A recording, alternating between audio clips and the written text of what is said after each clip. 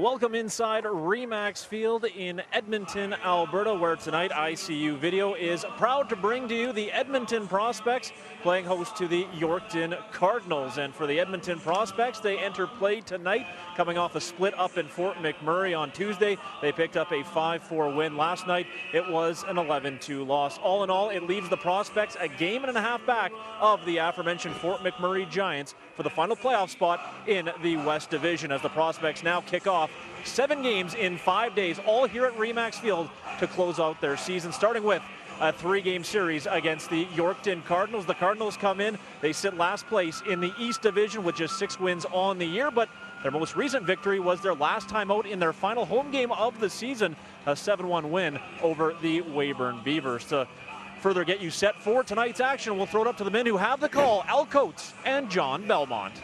All right, thank you very much, Andrew. Good evening, everybody. Real nice night for a ball game tonight at RE/MAX Field. Temperature would be in about the mid-70s Fahrenheit tonight. There's a few scattered clouds overhead, nothing threatening. And it is going to be a dearth of baseball activity, as you heard, in the next 5 days.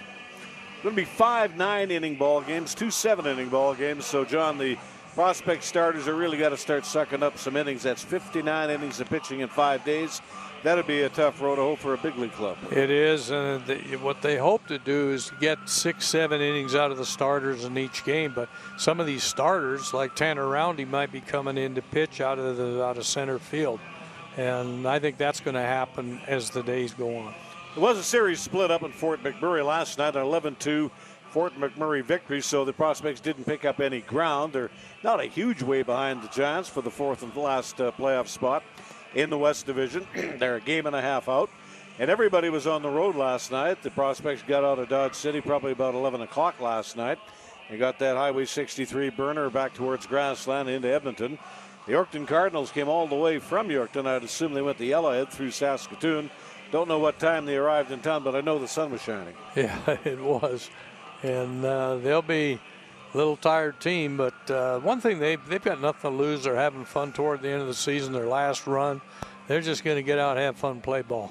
Fort McMurray Giants also got on the bus last night. They had an even longer run. They would have probably got into Medicine Hat about 8 o'clock this morning, but they're young and hale and hearty and ready to go tonight in a 3-game series with the Medicine Hat Mavericks. Now, the last prospect action here at RE/MAX Field, and you saw it, and the starting pitcher, Teran Olton, had it really going good through the opening 5 2/3 innings. He walked the batter, a run came in to score to tie the ball game up. And 3 more runs would cross the plate in the top half of the 7th inning. Goes into the books as a 4-1 Fort McMurray Giant victory, and we'll have a look at what happened in that ball game immediately. And the 1-0 delivery. The line drive fielded by Ramirez right in the hole. What a play by Ramirez. This is 2 plays back-to-back for Ramirez have been outstanding. Just saved a run. He sure did. There they send the runner, and the ball is belted out into left field as a lazy pop fly hit way in the air. Gunnar Rainey is there to make the catch, tagging up, and he's on his way in to score from third base is Pierce Blahoyek, and it's a 1-0 Prospect lead. Rainey. And the ball belted out into right field. That ball's going to fall in, and that's going to tie the ball game up. A base hit out into right field. We sit in a 1-1 ball game. 1 out, go ahead run in scoring position, and the ball belted out into right field. That ball has got some carry on it. It goes clean onto the wall. That's going to score the run. Pulling into second base with a run-scoring double is Max Hewitt. He tagged that one. That's the best hit ball of the ball game. With a man in scoring position, 1 away. There's a hard ground ball. Takahashi chases after it. Can't get to it. That'll play to run. Rounding third is Max Hewitt. He's going to cross the plate. Actually, his run totals are determined. There's a ball that's snared right out of the catcher's mitt. And it's hit hard down the left field foul line here to Blahoyek. Throw is offline. That'll be a double and a run batted in. As Brady Wood comes in to score. Chase Atkinson. Had a good afternoon since having to come in. Back here at RE/MAX Field, and a dearth of games under the lights tonight in the Western Canada Baseball League. The Swift Current 57s. And they're one of the hottest teams in the circuit right now. They've got 8 wins in the last 10 tries. In fact, they're now 34-17 and 2 games off the pace in the Saskatchewan division of the Western Canada League. Melville's at Weyburn, Okotoks is in Lethbridge tonight, Regina's at Moose Jaw, and the Fort McMurray Giants open up a 3-game series tonight at the old ballpark down by the South Saskatchewan River Valley in Medicine Hat. Back now to Andrew Peart on our pregame interviews. Joined now by Edmonton Prospects manager Jordan Blundell. And Jordan, we'll start with this. You guys get the split up in Fort Mac. Obviously you wanted both, but important on the road to at the very least get the split. Moving forward, how big was that coming back home for this incredible homestand to finish the season? Yeah, we needed at least one. A little disappointed with a 4-game series and dropping the series, but look, on the bright side, we did get the one. Had to battle hard for that one, and I got a couple guys dinged up, so hopefully we can come out tonight and play our game from the start and make the plays we're supposed to make and give ourselves a better opportunity to get a win. Travis Hunt gets a big home run, I know, in a losing cause, but for a guy that probably needed, I don't know if he needs confidence, but at least to see the ball leave the park had to be huge for him. But also at the same time, he's maybe not hitting at the same clip, but he's walking a little bit more. How important is that, just the way his approach has been at the dish to make sure he is still getting on base at a regular clip? Yeah, I think the walks mean that more barrels are coming. Trav's a dangerous hitter, so the more opportunity he gives himself by swinging at strikes, the better he's going to be, which he's done. He's taken pitches, he's found ways on base. Something that maybe people don't know about Trav, when he gets on base, he's dangerous. He can run, he can move around the pit, he can create his own run sometimes. So, we just want him to get on base, whether that's a single, a double, triple, or a walk. So be it. And then the rest of the guys can help find a way to get him in. Game and a half back of Fort Mac for the final playoff spot, but it does still feel like you guys kind of control your own fate with 7 games on home soil to finish this off. Exciting time for these players. Does anything need to be said? I mean, everyone's got access to the standings. Everyone knows how important these games are. Yeah, this is a conference tournament time for all the college baseball families watching. Everybody's been through this before, and you get a bunch of games at the end of the year, and you maybe don't have enough guys to get through them, but you got to find a way. And that's the position we're in now. Conference tournament time, and it should be fun. Guys will be tired and banged up, and we just need to try and take care of the routine plays, and make the plays we're supposed to make, and let the rest take care of itself. Finally tonight, I mean, what's the approach? You're coming back off a lengthy bus trip down from Fort McMurray last night. Is there any sort of difference you go about managing your rotation, managing your bullpen and your lineup? Well, if I told you I had a plan for 7 games in 5 days, I'd be joking. We have an idea of a couple guys and when they're going to go. But tonight's the most important game of the year. So, we need to go with whoever we think can give us that opportunity to win. And there might be somebody that is coming in a situation that we're not used to seeing them in. All hands on deck right now. So that's how we're going. Thanks for this, Jordan. Best luck tonight. Thanks, Andrew. Joined now by Yorkton Cardinals manager Robbie Dombrowski. And Robbie, we'll start with this. Your final home game of the season. You guys send the fans home happy with a 7-1 win. Just tell me about that effort from your group. Sure did. It was, I've been proud of this group all year long because obviously it's been a tough season. But I think if you watch how hard we play, it's not a reflection of our record. And it was really cool for me to finally see that pay off in the win column against a really good Weyburn team. And they deserve that for sticking it out through such a tough year and for showing up every day and competing like crazy. And tell me about your pitcher in that game. I mean, I think it was 8 innings, 4 hits. Monroe, just tell me what was working so well for him on that night. He just pounds strikes, man. He's a competitor. He's really a football player by trade. So he's kind of trying to get back into baseball. We're looking for bodies, and we threw him out there, and he just competes like crazy. And we've had a number of stories like that where guys they just compete. Maybe they're playing out of position, maybe they're not used to playing wherever, and they go out and they put it on the line, and we see what happens. It's been a tough season, but you guys find yourself in a real interesting point on this little 6-game road trip to end the year. Can play spoilers. There's Fort McMurray on the schedule, Edmonton on the schedule, both teams fighting for the final playoff spot in the West Division. How exciting does that make it for the group in the clubhouse? Well, it's a lot of fun for us, and that was kind of our motivation against Weyburn too, kind of trying to spoil their season. To come out here, obviously we can't spoil both. One of them's got to make it, but it is fun that the games mean something. It should be an awesome atmosphere, and really it's cool for us just to play in an atmosphere like this, in a really high-intensity ball game. I expect Edmonton's going to come out like it's the World Series because they need these wins, and that's going to be fun for us to compete against their best. Finally, Robbie, just this series and the next one, is it a matter of just trying to utilize as many guys as possible heading into, what would be the off season or ahead of their school season? Yeah, for sure. And we're just trying to piece it together pitching wise. But we've had a number of guys step up, maybe not even pitchers by trade, and very proud of them for that. So it's really going to be, for us, it's a celebration trip. We've made it this far. We've been through a lot as a team, as an organization, and we've made a lot of progress, really. And I know from afar you might not see that, but I can honestly tell you, things are turning around for us, and it's going to be fun for us to come out here, play in an awesome atmosphere, and get after it. It's really a celebration of these guys for their hard work and their commitment through a really tough year. Thanks for this, Robbie. Best of luck tonight. Thank you. Appreciate it, man. There you have it as the prospects get introduced onto the field of play tonight. The umpiring crew calling the balls and strikes will be Matt Beaudry. Darren Deckender, the umpire at first base. Corey Davis at second. And the veteran Don Buskus, the signing umpire. He'll be the arbitrator working at third base this evening. Robbie Dombrowski, young fellow you just saw there, the field manager of the Yorkton Cardinals. I asked him, he said nope, no relation to Dave Dombrowski, the general manager of the Boston Red Sox. Guy I got to know back in '81 when he was the assistant farm director to the Chicago White Sox, and again when he was the general manager of the Florida Marlins, and they had their AAA club here in town. Dombrowski was the assistant to your old buddy, Bobby Winkles. He was the farm director of the White Sox. Very astute baseball man. Didn't do a whole lot of trading at the deadline. No, didn't do any this year. Time now for the national anthem.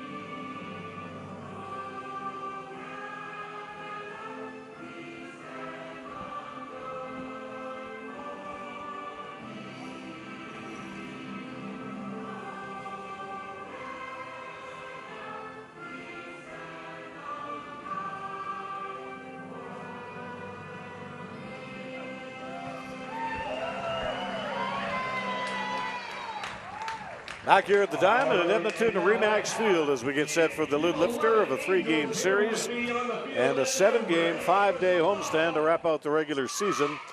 Prospects are in a real hammer and tong fight to make the playoffs. They're 22-27. The team they got to catch is the Fort McMurray Giants. They're 24-26. So that's 2 games less in the win column, 1 less in the loss column. That works out to 1 1/2 games.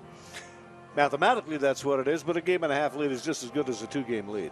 It really is. The big thing for the prospects in this next few games, play hard, win 1 game at a time, and then things will shake down as they will. As we talked about earlier, and it's going to happen the same thing with Fort McMurray, that you're getting tough on pitchers in here, and you have to use up a lot of innings each starter. Otherwise, the young men are going to be worn out pretty quick.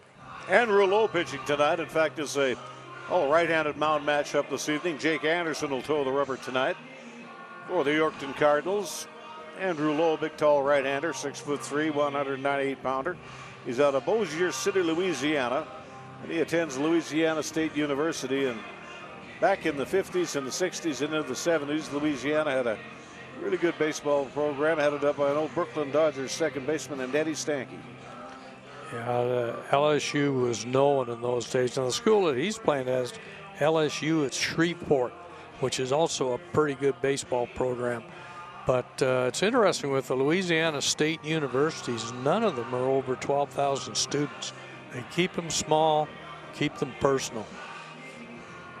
This tonight for Andrew Lowe will be his 5th appearance and his 4th start. 9 1/3 innings on the season, 11 hits, 10 runs, and they're all earned. 14 base on balls, 6 strikeouts. Logs a 0-2 record. And a 9.64 earned run average. Western Canada Baseball League hitting .306 here tonight off Andrew Lowe. Game underway tonight at 7:06 Mountain Time under ideal baseball conditions. And Tanner Huber will be the leadoff batter here for the Cardinals. Maskell, the shortstop tonight. Thomas at second base. Pratt at third. Gilbo is at first base. Jake McDonald completes the battery, and the opening pitch of the ball game is in there for a strike. Here's Blow Hoyek is in left field. Tanner Roundy is in center. And Travis Hunt is your starting right fielder tonight. And we're getting late in the season, and all I can say about those 3 outfielders is balls that hit towards them that should get caught, and balls that maybe shouldn't get caught sometimes get caught. Defensively, they done a nice job. Got a lot of speed out there, and this big outfielder, the type of young men you want out there.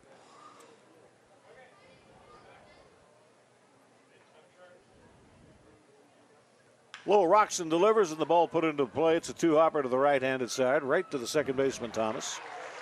And you got one away on the short throw.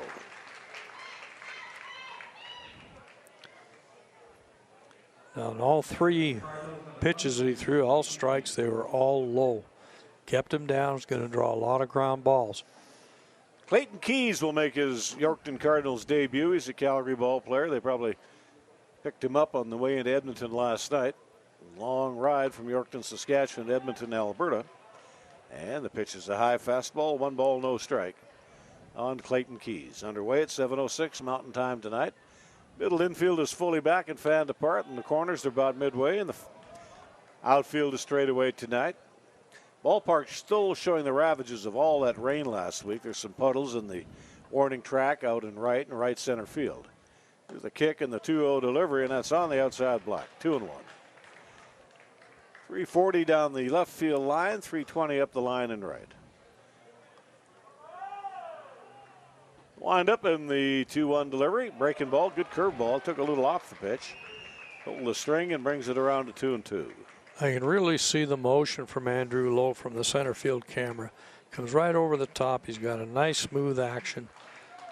His fastball moves well. Good break on the curve. Tomorrow night will be a 7:05 9-inning ball game. Then we get into the meat and potatoes of the weekend, a split doubleheader on Saturday. We'll have all these games for you in ICU. A 2:05 contest with Yorkton on Saturday. A 7:05 contest, a scheduled 9-rounder with the Brooks Bombers. And the fastball is high. You got your first base runner of the night. Be a split twin bill on Sunday as well, 2 o'clock and at 7 o'clock. Those 2 will be 7-inning ball games, and then back on the holiday Monday to wrap up the regular season. 2:05 for a 9-inning game. Yorkton Cardinals haven't won a lot of ball games this year, to say the least. There's 6 wins and 44 losses. But they did pick up a win last night. Off the head of the bat and a lazy pop fly out into right field. Camped under this is Travis Hunt. And there's 2 away. And really, when you're the manager on any club with that kind of a year going, be it the big leagues, be it in the Western Canada League, you're the manager, just try to keep your guys loose. That's really all you can do. Well, that is all you can do. Keep them loose, have fun, get out and do your batting practice. I watched them in batting practice today. They were very loose and just getting out and having a good time. Zachary Taylor is the batter, big lumbering left-handed batter, hitting out of the 4-hole tonight for the Yorkton Ball Club. And here comes the pitch. Fouled away, strike 1. Zachary Taylor hitting .221 on the year for the Cardinals. And he's a big man. He's 6'5", 270. You know he's got power.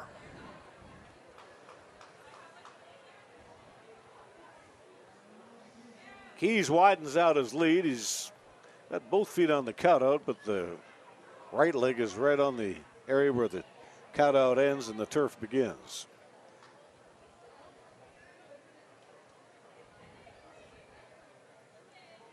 Cardinals with a 7-1 victory last night at Yorkton to wrap up the home portion of their season. That's a nice way to go out on a victory. That should do it. It's a dribbler on to second base. Thomas on to Gilbo, 4-3 on the put out if you're scoring at home, and that'll do it. Here in the top half of the first inning, nothing across. With one man stranded, it's prospects Thursday Night Baseball on ICU Video. Hello, everybody. I'm Buck Martinez from Sportsnet. And I want to remind you there's great baseball action right here in Edmonton at RE/MAX Field this summer. You can watch the Edmonton Prospects play some great baseball right here in your hometown of Edmonton. Thanks, Buck. Let's go to the bottom half of the first inning. And Jake Anderson, big right-hander out of Calgary, 6'3", 195-pounder, out of Vauxhall, where they have the Prairie Baseball Academy. And it is my understanding they're doing some great things with young Alberta ball players at the academy. And Pierce Blahovic will be the leadoff batter. Here's the kick and the pitch. Blahovic gives this one a ride to deep left field, but it dies in the air. It's down towards the foul line. On the run over is Phil, and he makes a beautiful catch. Phil Whalen, he got a late start on the ball, but he ran a great route to it. That ball left the bat with a little something on it, but dies in the night air. That's a nice fielding play. It really is. Ball was hit well, but that right left fielder just played it perfectly. Third baseman Davis Pratt will be the batter up. This will be the 9th start and the 14th appearance on the season for Jake Anderson. And here's the pitch. Throws a backdoor breaking ball for a strike. 0-1. 9th start of the year for Anderson. He's got 2 complete games. Leads the ball club. He's pitched a lot this year, 59 1/3 innings, which would tell me he's generally done a pretty good job. The pitch is on the way, and it's low and away. He's given up 36 runs, 31 earned runs, 12 walks, 47 strikeouts. You got to like that ratio. 2-5 record and a 4.70 earned run average.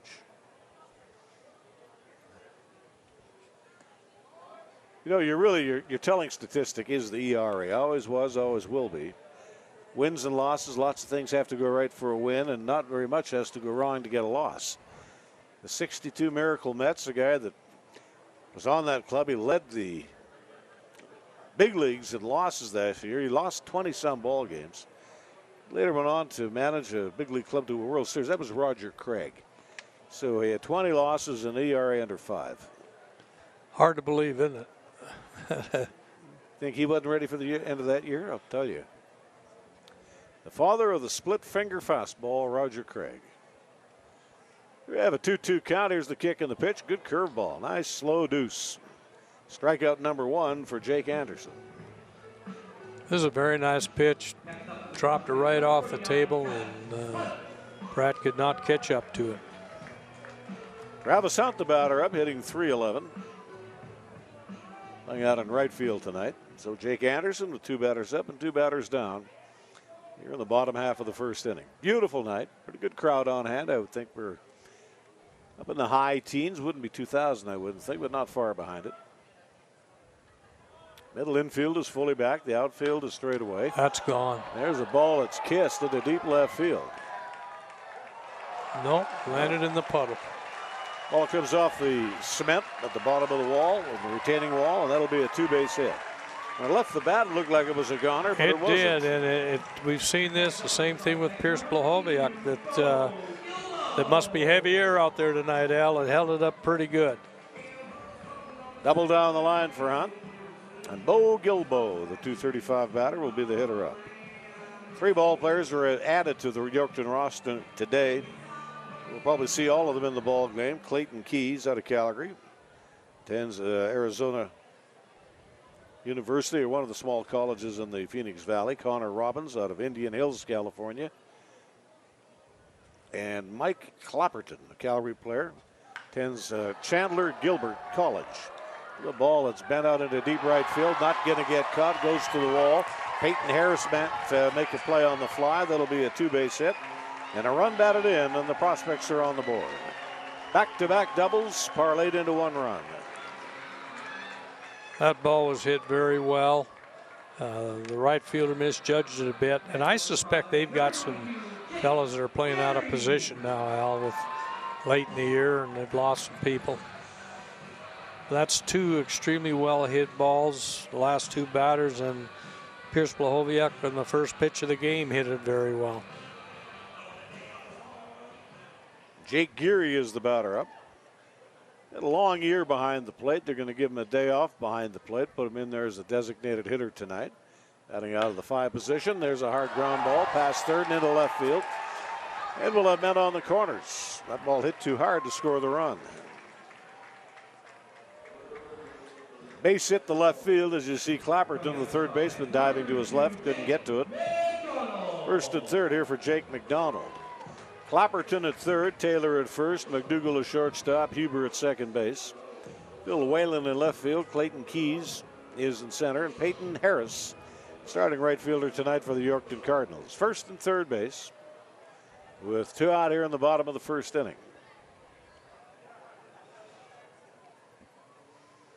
Anderson does not work out of a windup, comes from the set position. Steps off and just a little hello toss on the first base.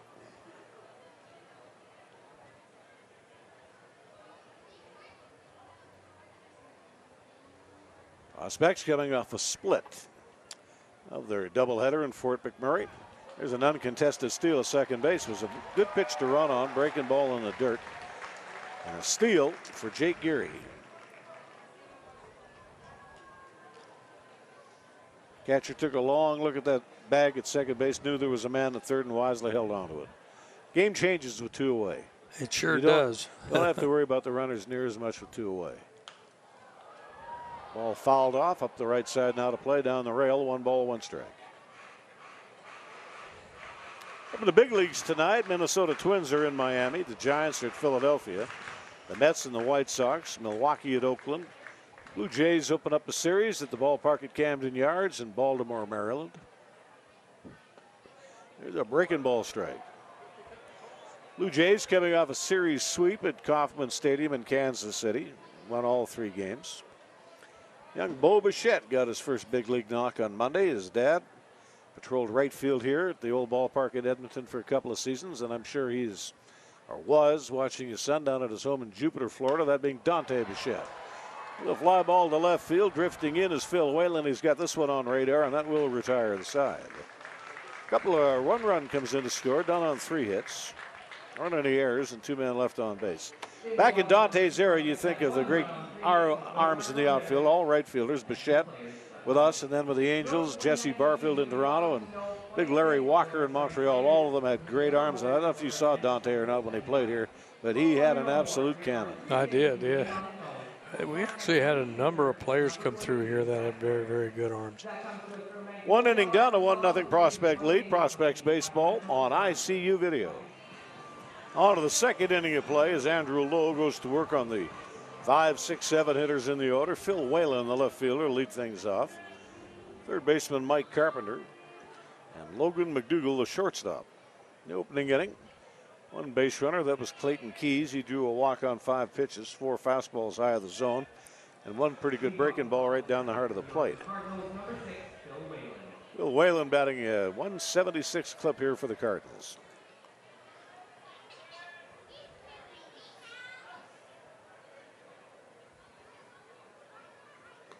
Breaking ball is down and away, 1 ball and no strikes. Calling the balls and strikes tonight, it is Matt Beaudry. Darren Deckender at first base, Corey Davis at second, Don Buskus is the umpire working at third.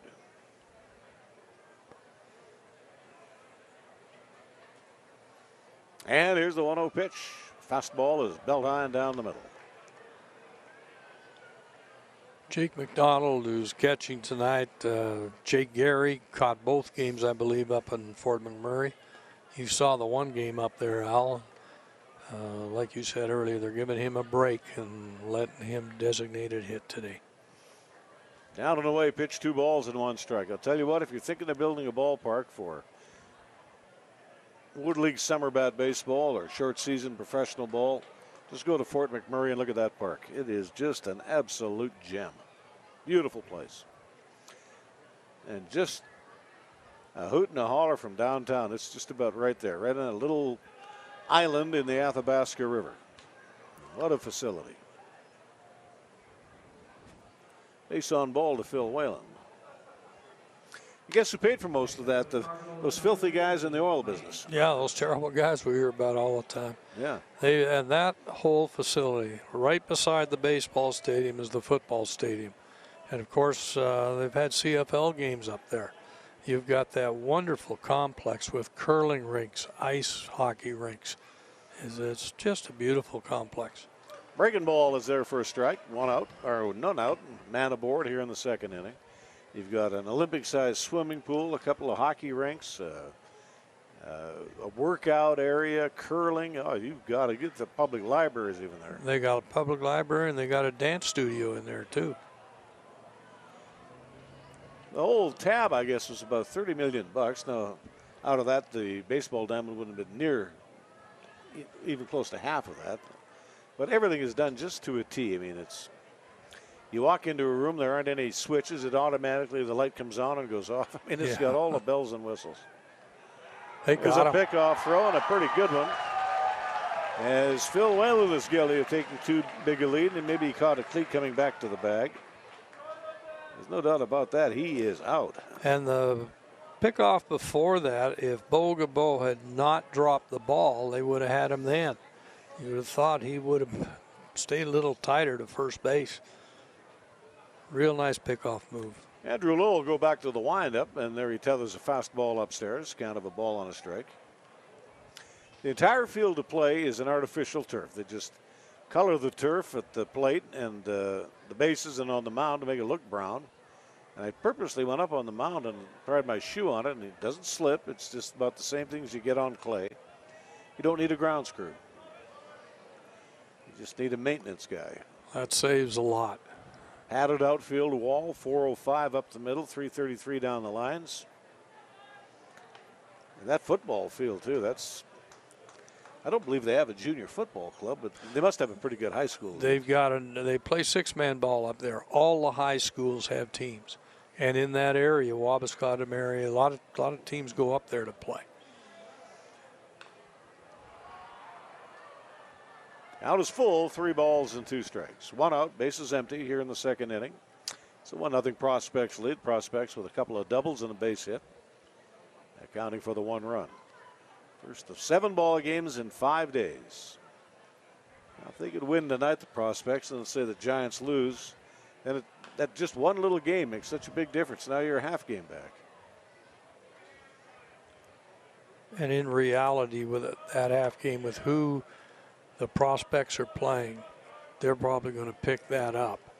So, I think they need to win tonight. This is the big thing.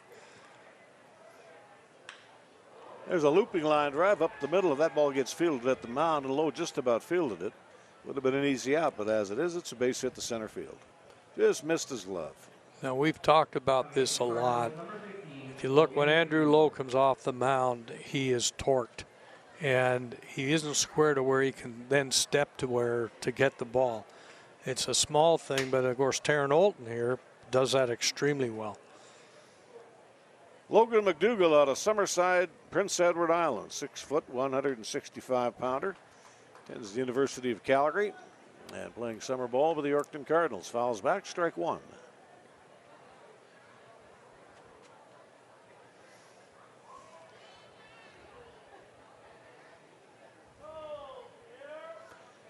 Double play depth in the middle infield. Davis Pratt, who's back in the lineup. He's been sore for a day or two. Back in his familiar post at third base. Gilbo is going to make the play in this pop-up. About midway between the foul line and the backstop. There's Bo coming over to make the snag, 2 away. And if you look at it, you can see it's darker in that area. It's pretty soft in there. I'm wondering if he might slip in it, but he did a good job. The only solution you can have for that is just have a big stockpile of shale out behind the ballpark. Yeah. I've seen that many a time. It a lot didn't of look parks too have good. it. You just put more shale on it. Looks a whole lot better. And a breaking ball down and away. 1 ball and no strikes. Hut Smith, the batter.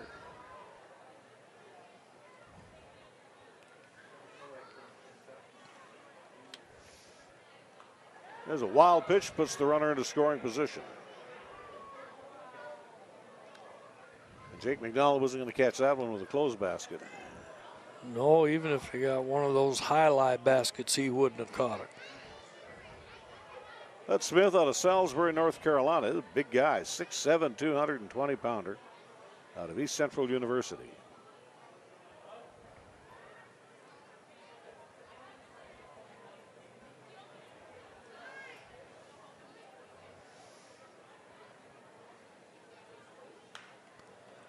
That should do it here in the inning. Off the head of the bat, it's a lazy pop fly out into right field. Travis Hunt has got this one on radar, and that will do it. No runs, no hits, or one hit, no errors, one man left to board. As Travis Hunt gets another put out on the season.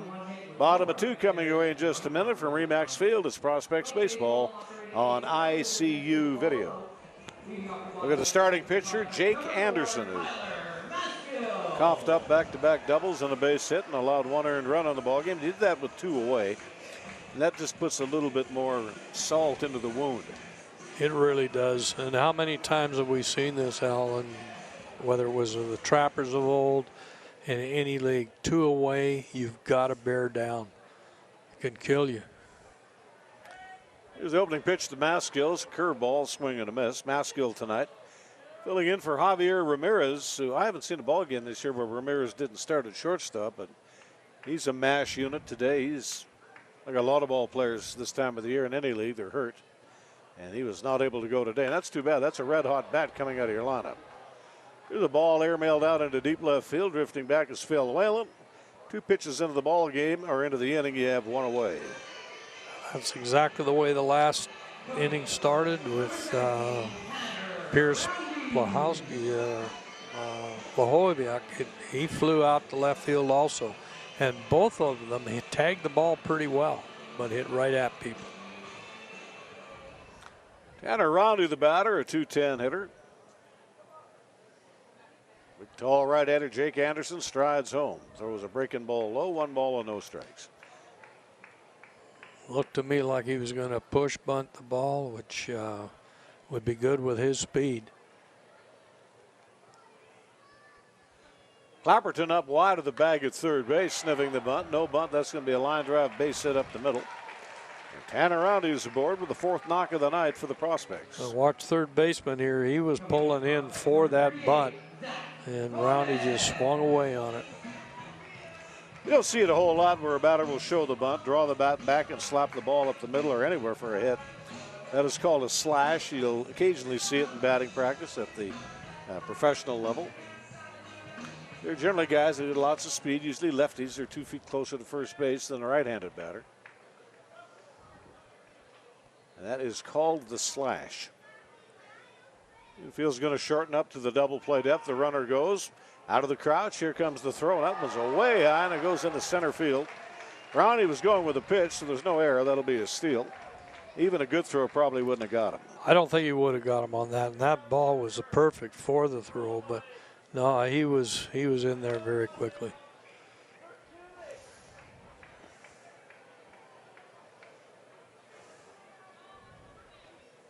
We have a right-hander up and throwing in the Edmonton bullpen.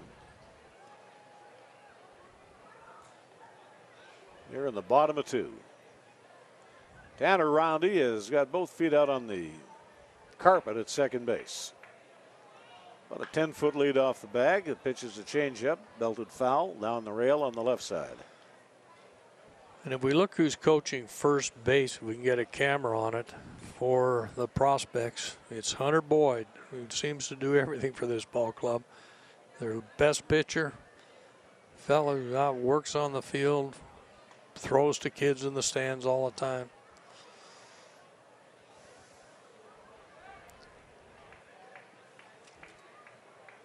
And a 1 ball and 1 strike here on Zach Thomas. And the pitch is high and inside, ball 2.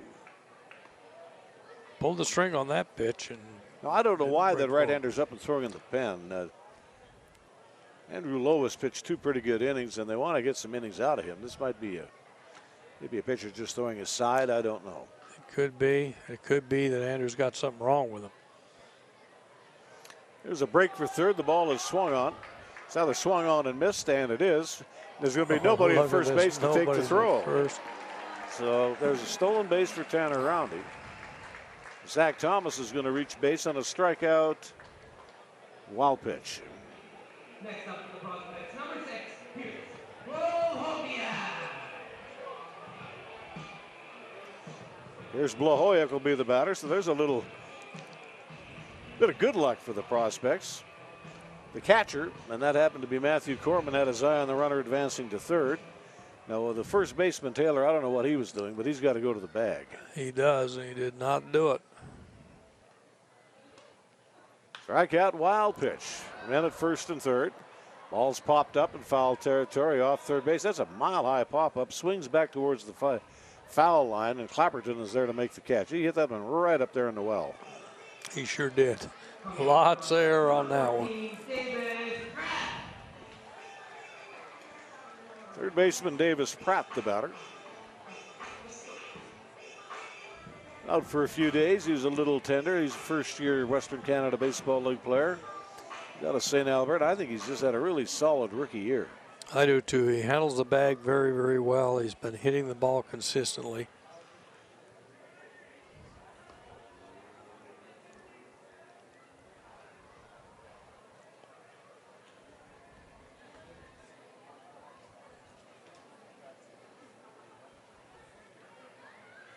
He's been a consistent 284. I don't know if he's ever hitting 300 on the year, but he's kept that batting average right about that spot. There's a breaking pitch, and the ball is taken, and the runner pulls into scoring position. That's Zach Thomas. That's the third bag on the night for the prospects. Now, they're either running on the pitcher or they're running on the catcher, but they are running. They are. This pitcher has a very slow motion, and I suspect that's what they're running on. There's a spinner that misses inside. 1 ball and 1 strike. I'm in a Jiffy Lube today for a Pennzoil fully synthetic oil change. No appointment necessary. Warranty approved. Get an Air Mile travel reward, $100 travel credit. Details at jiffylubeservice.ca. 2 out of the inning, and men at second and third base. Pitch over the outside corner for a strike.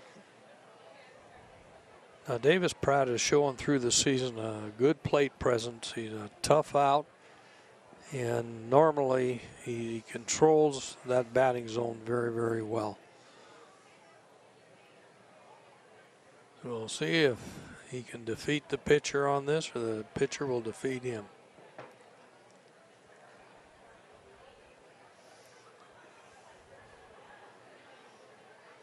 Anderson is ready to come home, and the pitch down and away. Leaving it on up at 2 balls and 2 strikes.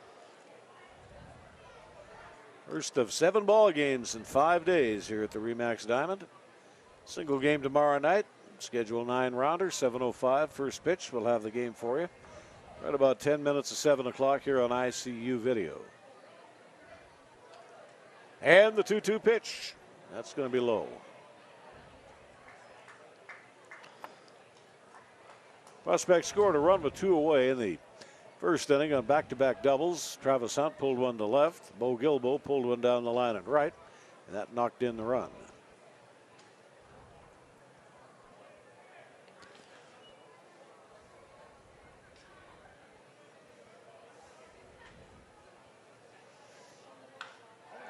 The ball that's pulled down the line, that's a bullet. Is that ball fair? Fair, it is fair. That'll be a 2-run double, maybe a 3-base hit. That's a double and 2 RBIs. As Tanner Roundy and Zach Thomas race in to score, that's the hardest hit ball of the night. He really nailed it. And again, nice bat presence by Davis Pratt. The pitch was inside half of the plate, pulled it right down the line for the double. 2 RBIs. Back-to-back innings, the prospects played 2 runs with 2 away. Davis Pratt really leaned into that pitch. He pulled the trigger on it and belted it down the right field line. Wasn't fair by much, but it doesn't have to be. It was fair of the chalk for a double. That's exactly right. And what you're always looking for now, the manager's out talking with the umpire. He thinks the ball was foul. I don't know if we can get a look at that again on a replay, but it looked to me like it was fair. Of course, I'm a little bit prejudiced about it. Here, let's look at the replay.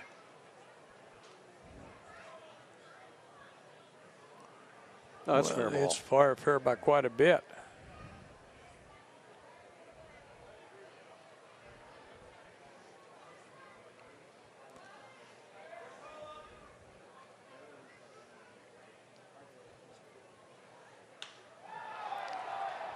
Ball airmailed out into left field. That'll do it.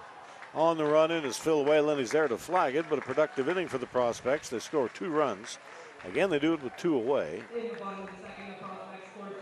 And they do it on a pair of hits. 1 man left on base, 2 innings through. And the Prospects are up by 3 as we send it down to Andrew Peard. Thank you very much, Al. Just a couple of notes. Coming up this weekend, a couple of doubleheaders, Saturday and Sunday. Now, they are double headers, but technically they're being billed as 2 separate ball games. So anyone who's coming down to the ballpark, just a heads up, they will have to empty the park after the first game and then shuffle everyone back in. Also, just something that I was talking with Jordan Blundell about in our pregame chat was the production of Travis Hunt as of late. He's obviously got the 1 hit tonight, and he had a home run last night. Looks like he's starting to heat up at the right time, and while maybe the hits haven't been there over his last 10 games, just hitting at a 161 clip, he's walking a ton more. 8 walks in his last 10 ball games. Finds himself now 5th in the entire WCBL in walks. Guys, back up to you. Here's what's underway tonight in the Western Canada Baseball League. The hottest team in the league right now, the Swift Current 57s. They're in Brooks. Swift Current is 8-2 in their last 10, and they're 2 games behind the Regina Red Sox, a team that we just didn't see this year. But they've got the top 4 pitchers in the Western Canada League. I'll look at those in a minute, and that's the key to their success is pitching. Melville's at Weyburn. Okotoks tonight is in Lethbridge. Regina's at Moose Jaw, and the Fort McMurray Giants, after an all-night bus ride, will kick it off tonight at the ballpark in Medicine Hat. Peyton Harris is going to be the leadoff batter here in the 3rd, hitting 143 on the year.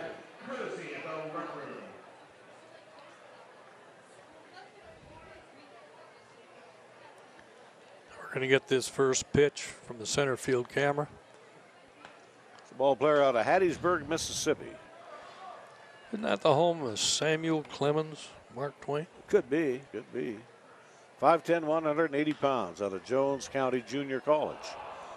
And he's going to get himself a knock, a ball that's by the second baseman. That being Zach Thomas, and up the middle for a base hit. Next up for the Cardinals, number 14, Tanner Huber. Tanner Huber will be the batter.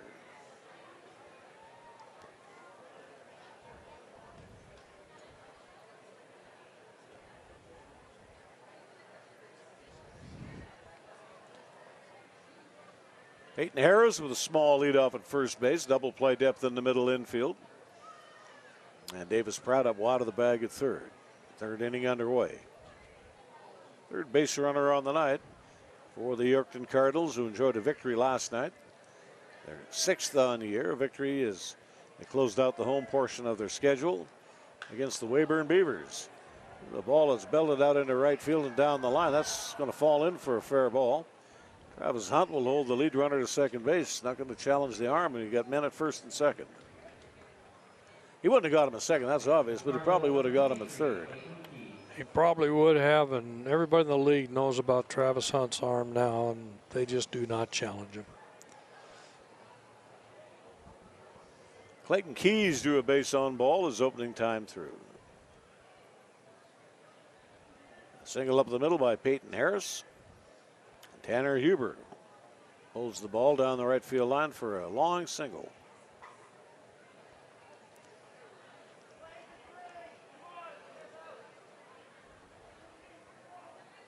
And there's the opening pitch from Andrew Lowe. He turned the ball over and he gets the strike. 0-1.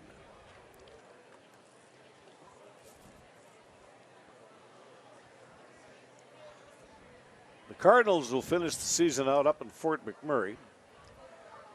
So they'll get that 2 o'clock ball game out of the way on Saturday and make their way up to Fort McMurray. I don't believe they'll start playing that series until Monday. And the count is even at a ball and a strike.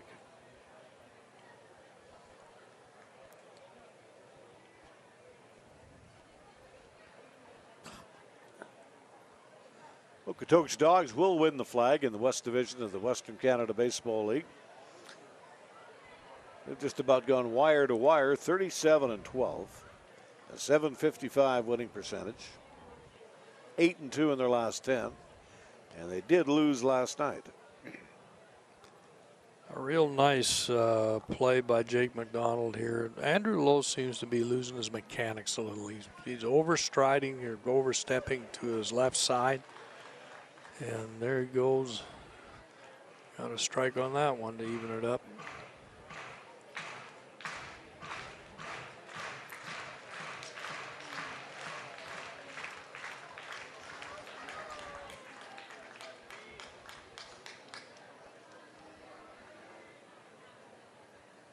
And the 2-2 pitch is on the way. Throws it low. The count runs full. Wouldn't be surprised if we see the runners go. I would suspect so.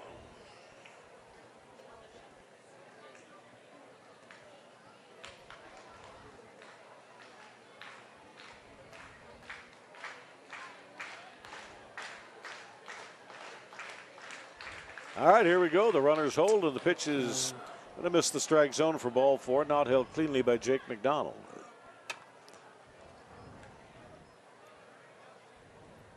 2 base hits and a base on ball. And the Cardinals are in business. The tying run is aboard. And Matthew Corman, the catcher, will be the batter up. Calgary ball player, 6 feet, 180 pounder. Attends the University of Calgary. They do have a baseball program there. Where they play is beyond me. They'd have to go south. They just wouldn't have the weather to play baseball in March. Likely or April either in Calgary. The only thing I could think of is if they played in that area, it would be at the Okotoks Stadium, you would think. Well, they were playing at Foothills Ballpark, but that's not going to be there. Sadly to say, I hate to see ballparks get destroyed. And Foothills Park is going to go the way of the dodo bird. They're going to put a field house there. I mean, they couldn't find a spot to put a field house somewhere else.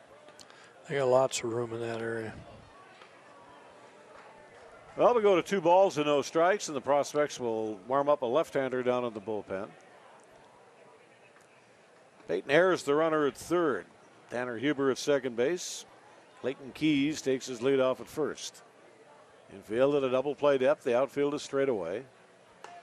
And we go to ball 3. Like I say, it looks to me like Andrew Lowe is really fighting things now, and his mechanics are changed. And if you look from the first inning to this inning, he is not pitching the same way.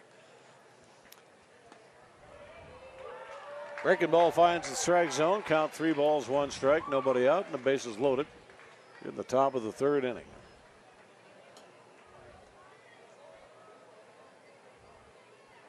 Millville and our Medicine Hat and Okotoks were postponed last night. The bouncing ball to the shortstop. Maskill on to Thomas, makes the turn. The throw is wide. 1 run came in to score. The ball off Gilbo's mitt. Another run will come in to score on the air. Make it a 3-2 ball game with 1 away.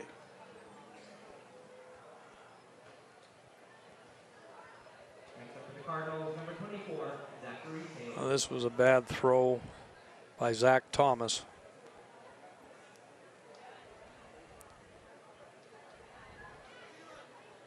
Error on the throw by Thomas accounts for the 2nd run. Fielder's choice, run batted in for Matthew Corman as he takes his lead off at first. And Zachary Taylor, the big first baseman, big left-handed batter. He takes high, 1 ball and no strikes. 2nd run for the moment is earned, or an unearned run. A base hit will make it earned.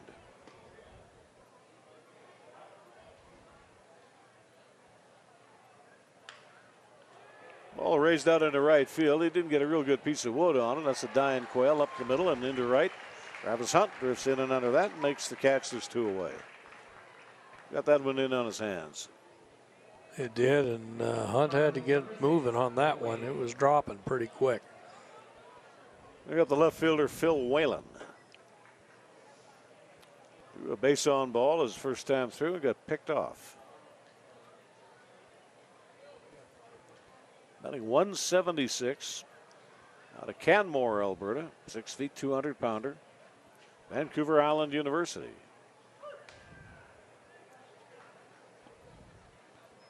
The weather does look good for the entire homestand. We're now in August, and August is always pretty much a sunshiny month. here in Alberta. There's some smoking hot temperatures through the prairies. Saskatoon is going to hit about 93 degrees today. Check swing and a curve ball down and away. And 2 balls and no strikes. And I would have to think that Andrew Lowe is on a really short hook, short tether. Oh, I think so. He gets out of this inning, he might pitch the 4th, but he even loses if he, this batter, he's probably done. Yeah, even if he gets out of the inning, I think he's going to be done. Fastball back up in the wheelhouse. He just missed the pitch, fouled it straight back off the screen. Strike 2. I know that Jordan Blundell would like to get more innings out of him, but it seems, especially this inning, he has really struggled. Previous inning, he threw more balls than he threw strikes. He's done it again this inning. A stretch by the big right-hander. Here comes the pitch. Runner goes. Throw on to second base. That's off target. Zach Thomas will pick it on one bounce. Prevent the ball from going up the middle. That is a clean steal of the bag. Good pitch to go on, too. Breaking ball away. It really is. A nice play by Zach Thomas. A bad throw. But Zach came up and kept the ball from going into that gap in the outfield.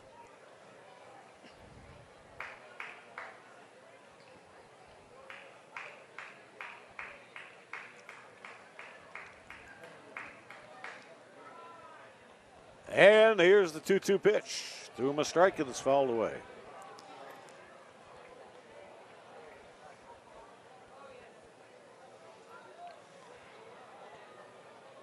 This is about the best weather we've had all year for baseball.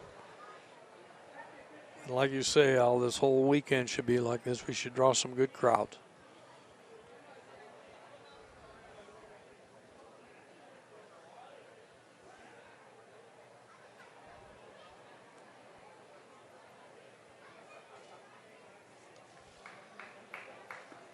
Of course, the trading deadline has come and gone in the major leagues.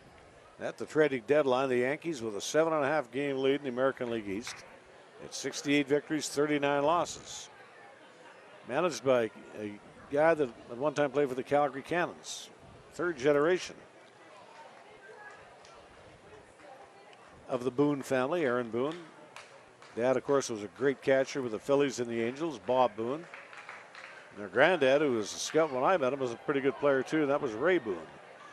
The line drive, base hit up the middle. A center fielder around. He's going to get charged with an error. The ball gets by him. That'll be a run-scoring single and a 2-base error to Roundy. Took his eye off the ball.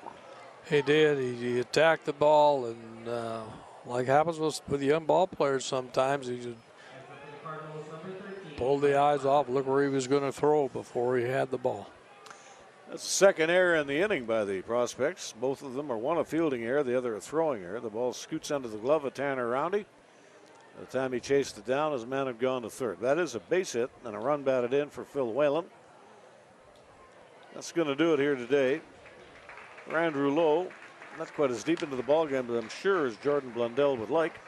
Prospects make a pitching change. Got a left-hander coming in. We'll take a timeout. This is Prospects Baseball on ICU Video. Look at the new pitcher in the ballgame, Hayden Dow. A left-hander out of Bossier City, Louisiana. Attends Louisiana State University. Hayden Dow comes in to pitch. Man at third. And 2 away.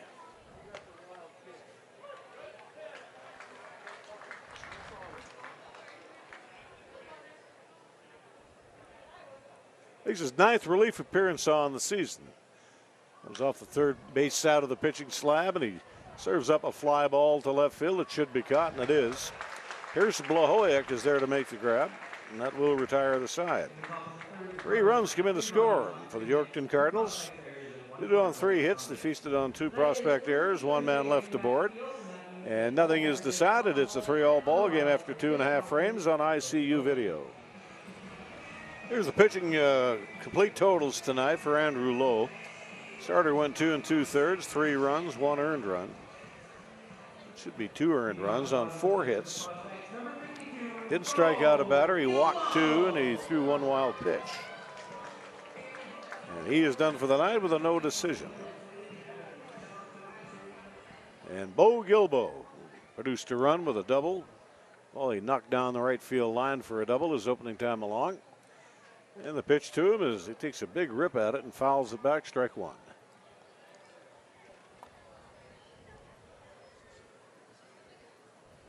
Hitting .234 on the season.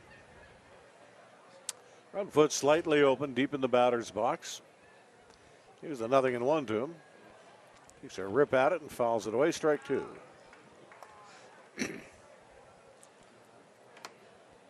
Oh, swinging at an inside pitch there, trying to pull it again down the line.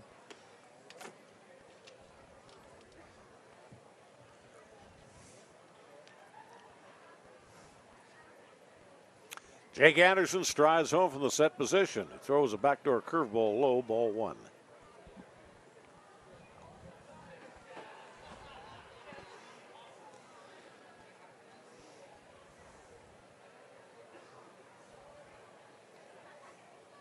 And the 1-2 pitch. That's a fastball upstairs. Anderson making his 9th start, his 14th appearance, 2 complete games. Leads the club with 59 1/3 innings pitching. That'll be right up around the league leading. 59 1/3 innings.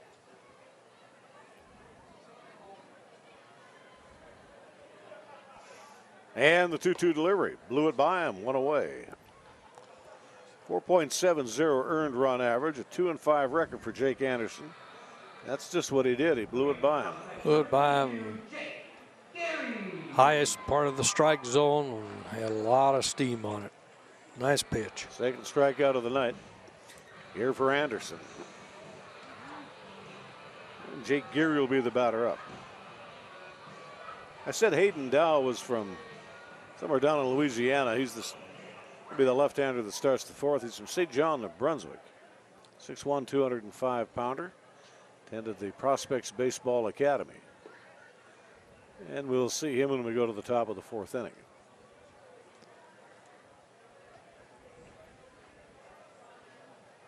Geary got a base hit on a ball he knocked between short and third. Stole a bag. He was stranded at third base in the first inning. 1 ball, no strikes to him.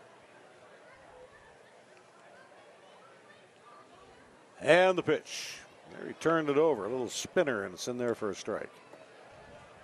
Nice breaking ball. Jake Geary's a little upset with it. He believes it was outside. But it looked to me like he broke that right off the corner. Some of the league leaders in the Western Canada League in the final week of regular season play. Tristan Peters, a really good little outfielder from Winnipeg, is going to win the batting title, I would think. He's hitting .403. A big slow hook, a swing and a miss. 1-2. He was at one point in time hitting about .462. Well, nobody can do that for an entire season. He's hitting .403. Michael Borst of the Moose Jaw Ball Club is about 20 points behind him. He is hitting .382.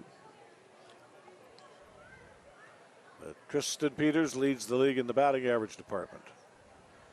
Home run leader is Big Jack Berry, a left-handed pull hitter from the Weyburn Beavers. Saw his bat in action here at the All-Star game in the home run hitting derby.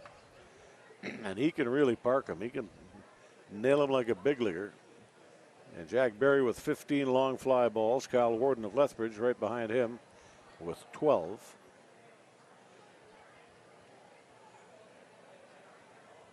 And here's the 2-2 pitch. A good pitch on the fist that's popped up into short left field. Drifting back is Clapperton, the third baseman in reverse. Geary makes the catch. He didn't get a good piece of wood on it. That's a good pitch from the pitcher. Very good pitch, right in on the hands, and got around on it well. But when you're hitting with the handle of the bat, you're not getting a lot on it. Caleb Warden of the Lethbridge Bulls leads the loop with 64 runs batted in. 46 more than his teammate. That's Austin Roy. He's got 46. That's a lot of runs batted in, 64. And the pitch is a strike, 0-1. We've seen them through their order, Alan. Their batting averages are something to see. Nolan Roof of the Okotoks Dogs got 7 victories. And he has a lead in the victory column over 5 different pitchers in the Western Canada League. That should do it here in the inning.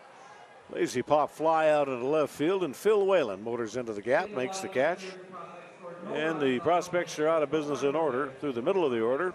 here in the bottom half of the third inning. Smoke rings across the line totals. 3-all ball game through the opening three tonight from Remax Field on ICU video. There you see the relief pitcher, Hayden Dow, came in with 2 out. And runners aboard in the third. He got a fly ball out to set down the side. Reliever the starter, Andrew Lowe, who had pretty much clear sailing through the opening 2 innings and ran into some uncharted water in the third. His provisional pitching line, 2 2/3 innings, 3 runs, 2 earned, 4 hits. No strikeouts, 2 base on balls, and a wild pitch. Bouncing ball down to Davis Pratt at third base. He ranges to his glove hand side. Throw is right on target. 5-3 the put out, 1 away. Pitch down and get a ground ball, but this is a play Pratt had to move on and square up, get that sidearm throw of his over. Very nice play. Hut Smith is the batter.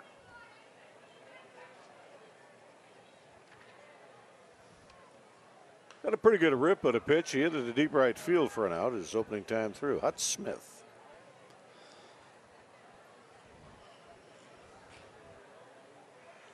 We got him listed in the pitching category out of North Carolina, Salisbury, North Carolina. Built like a pitcher, 6'7".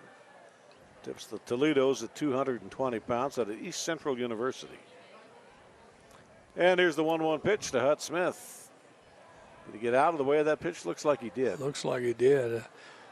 You know, you look at how skinny he is, and you announced his weight. Does he look that heavy?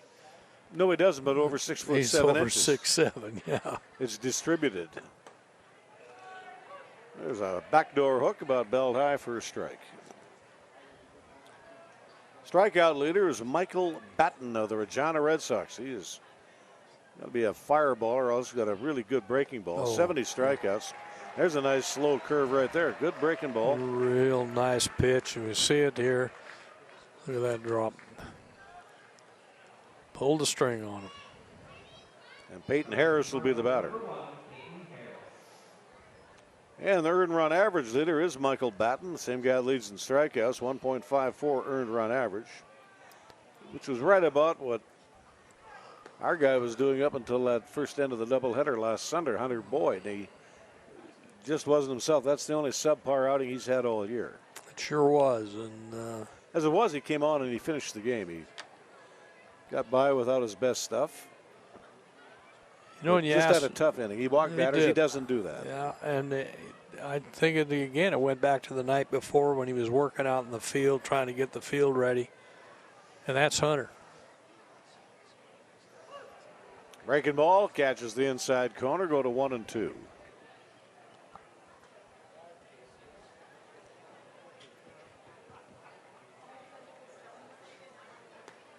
I still think that Boyd, should he wish to or desire to, and I don't know if he does, could probably get himself a job in one of the independent leagues.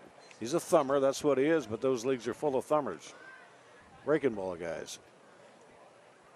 Count is full. He's got such good control, and he's a young man that nothing seems to faze him. And even when he doesn't have his real good stuff, he's solid. And we only saw that once. Yeah, that's right.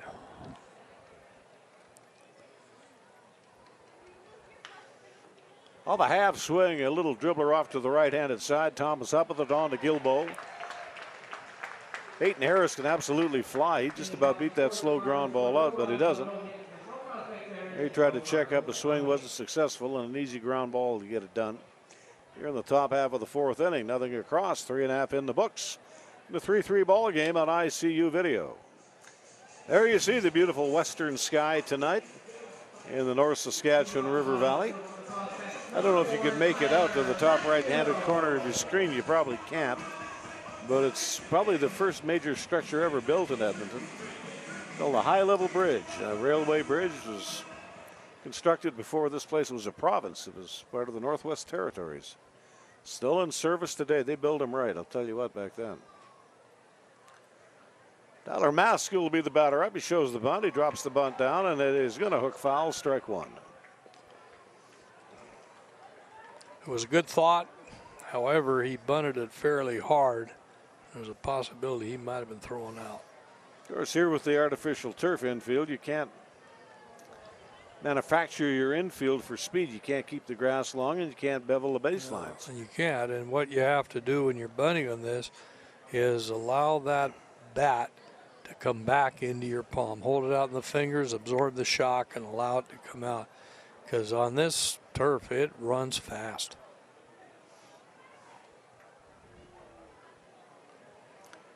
Maskill 0 for 1 on the night. Big tall right-hander Jake Anderson from the set position, kicks, delivers. Threw a slider and he threw it in the strike zone. 0-2. Just caught the corner. That was a real nice pitch.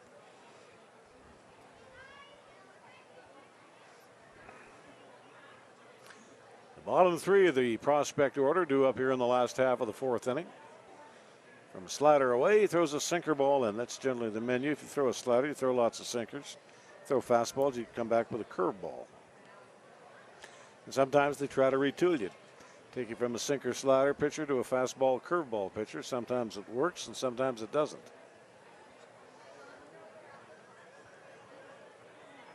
Count of 2-2. Bases empty. The leadoff batter aboard, Tyler Baskill. Tanner Roundy, the center fielder. Zach Thomas, the second baseman.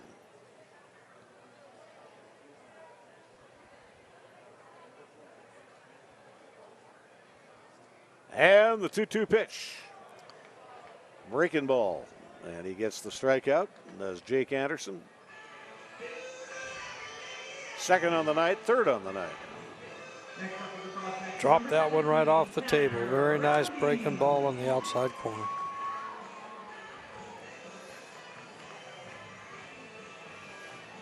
Tanner Roundy with a base hit. He stole second, he stole third, and he came around to score his first time through.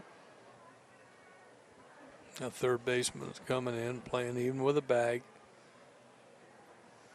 You know, Roundy can bunt, and he's got great speed.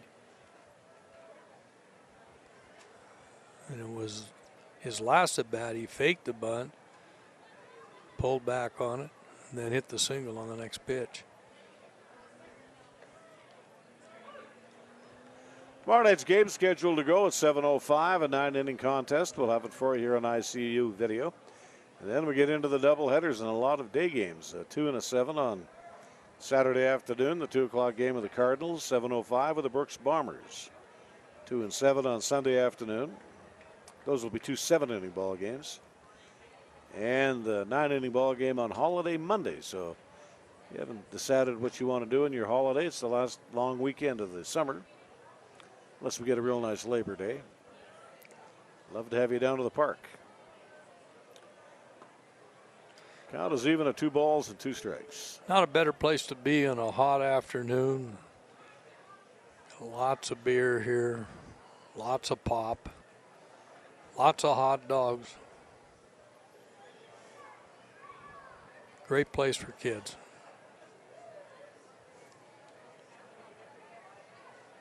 And the 2-2 delivery. Hit it off the high end of the bat, and it's a lazy pop fly to straightaway center field. Camped under that. It's Clayton Keys, and you got 2 away.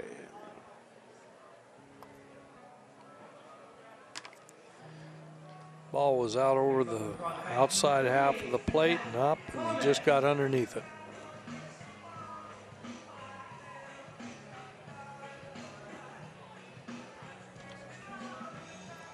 Keys just one of 3 new ball players added to the Yorkton roster today. So he's making his Yorkton Cardinal debut here at Remax Field. 2 out, bases empty. And Zach Thomas is the batter up. Reached base on a strikeout wild pitch his last time up. Here he bends one down the line. He hits a hard fly ball out into left field. He makes a big wide turn on his way to second. Slides into the bag, and he'll beat it easily. A 2-base hit with 2 away for Zach Thomas. It's a nice job by Zach Thomas running the bases. He took the right angle around first base, so he's good and flat coming into second. It was a pretty good throw by the left fielder. Go ahead run in scoring position with 2 away here in the bottom half of the 4th inning. Now Blavoviak flew out to left field in his first at bat and popped up to the third baseman in his second at bat.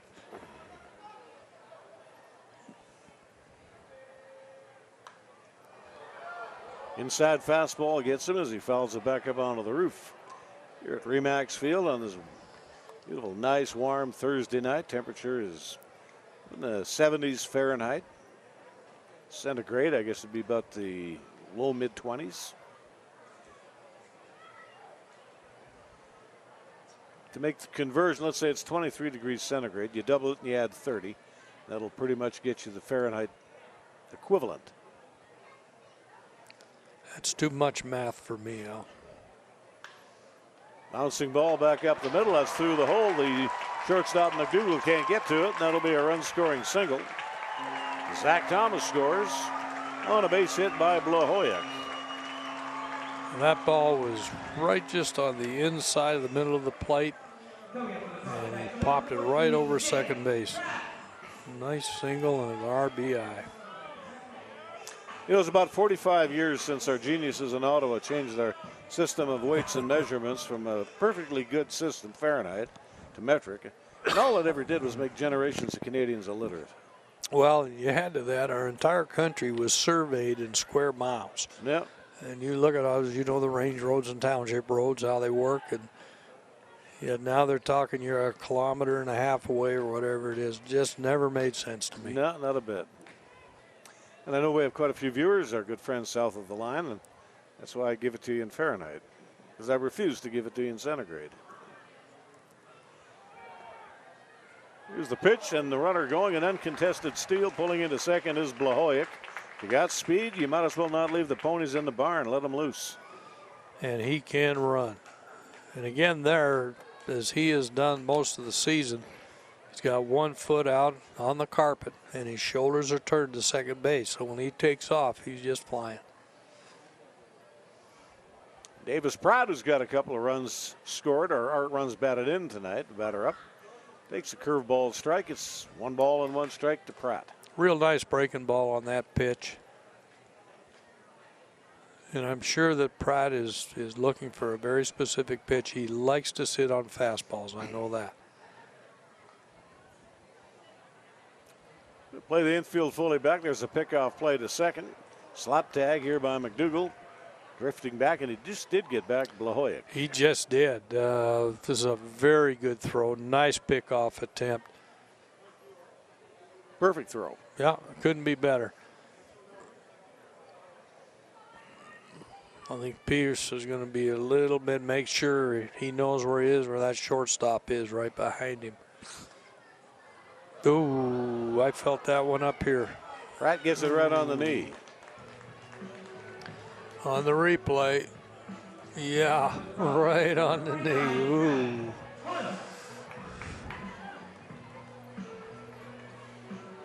You're going to get hit by a pitch where you really want to get it right about where your wallet normally sits. Yeah, I get it in the big muscle right there. And doesn't hurt so much.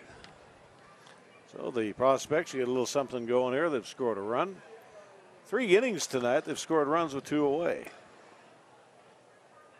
And as we talked about earlier, we've seen this over and over again where teams will get 2 away, and then, you know, a team focuses on what they're doing and they get some hits, and all of a sudden you're building up runs. Boston Red Sox won a World Series doing that. Remember that year they were down to the Yankees? They were down, what, 3 games to none? No, that was sure. Francona was managing. Yeah, well, Terry Francona. In fact, they were down to their last out, weren't they? They were down to their last out. Came exactly back and ran the table. That may never happen again. No. That was probably Terry Francona's greatest management. The guy came through the Coast League, Terry Francona. And his dad was a pretty good big He leaguer. was a very good ball player. Tito Francona. Yeah, Tito, didn't he? There's a base hit. Didn't he play for the Indians? Very well could have. The base hit the left field. Here's the throw. It's cut and not relayed. And the prospects played a couple of runs here in the 4th inning. That is Blahoyek rounding third and coming in to score. Pratt pulls into second. Travis Hunt with a run-scoring single. That's what speed will do for you. It sure will.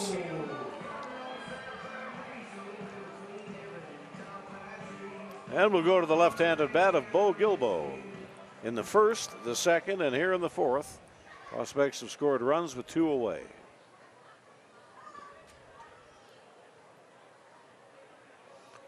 Gilbo tonight with a run-scoring double. Went down swinging on a breaking ball his last time up.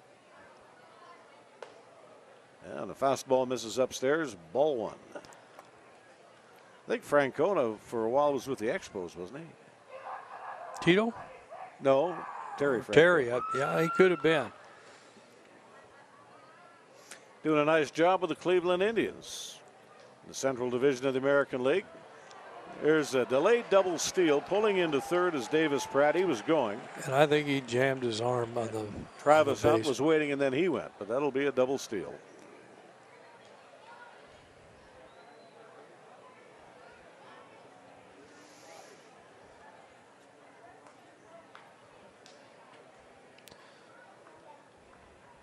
Oh, he'll be all right. He'll stay in this game. Yeah, he's a pretty tough kid.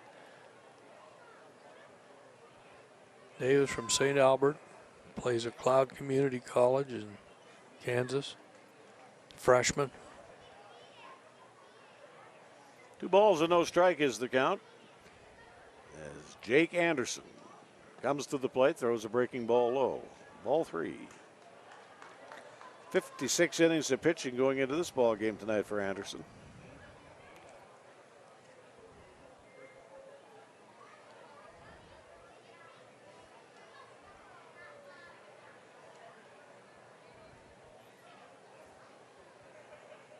And here's the 3-0 pitch, a fastball over the outside corner.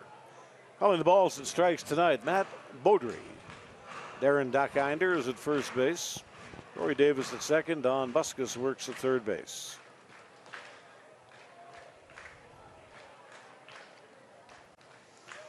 And here's the 3-1 pitch. Got him on the hands. That ball's popped up. That baby's got lots of hang time out in the short left field.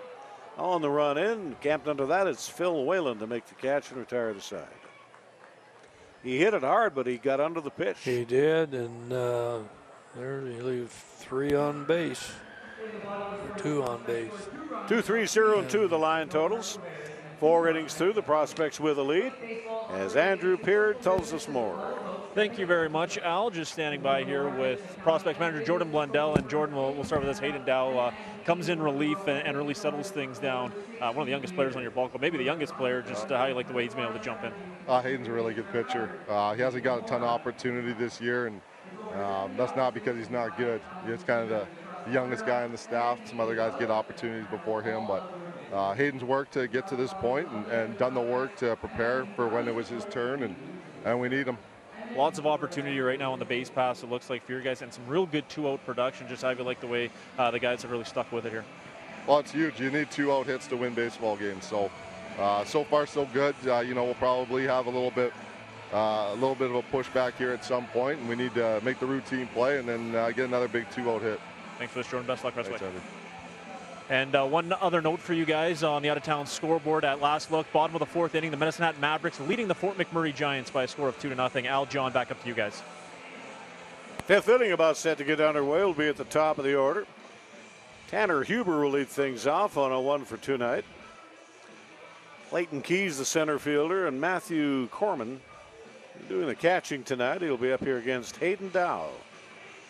Young lefty has done a nice job. He's come into the ball game, retired the first 4 batters that he's faced.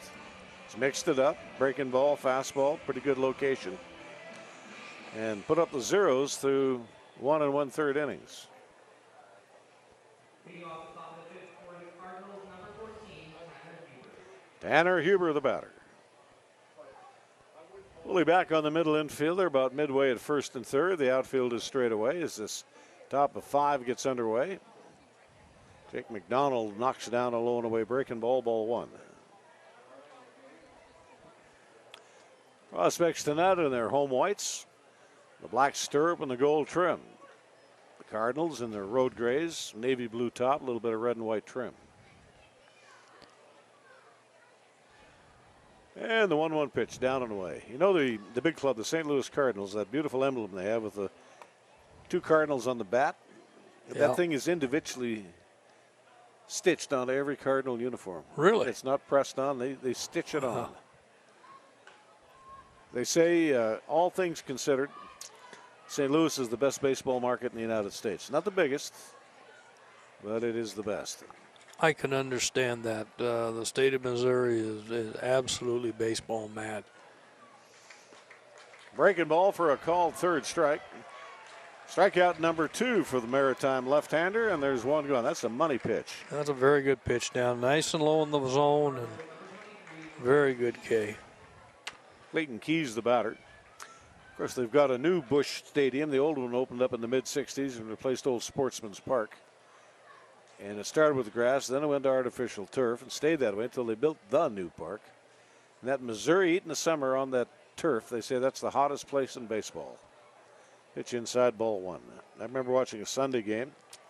Montreal was playing the Cardinals. They had an outfielder. The Expos did. And during the half-inning break, he was in the dugout. He had both feet with his shoes on in a bucket of ice water. Probably starting to blister up. That was Razor Shines was the name of the player. That's something else, isn't it? Razor Shines. Hey, quick now, foot. I've seen that Midwest heat in the summertime. I'll take the desert heat anytime. I'll tell you. That's for that sure. That is a sauna. That humidity just tears you apart. Can't breathe. Breaking ball, foul back. The count is even at 2 balls and 2 strikes. Hey, a little funny story about Missouri. I was in Branson, Missouri a number of years ago on a tour, country music tour. Yeah. We came in there, and there's a lot of lakes around there. We went on a cruise and show on the cruise. And I was getting on the boat, and I had my Boston Red Sox World Series cap on. And the gentleman, he wouldn't let me on. And he said, you can't wear that cap on here. And I'd forgotten I was in Missouri. It was Branson, and they just beat St. Louis in the World Series. Oh, I see. Oh, yeah. So he started kidding me, and I came back, real good guy. But, boy, they take their baseball serious down there, all through Missouri. Matthew Corman is the batter up, and the pitch is high and away, ball 1. Now, on the other end of that interstate to the west, when you just come out of Kansas City, it's a real nice setup. The Ewing Kauffman Baseball Stadium right beside Arrowhead Stadium, the home of the National Football League Kansas City Chiefs. Right. Share the same parking lot. Yeah.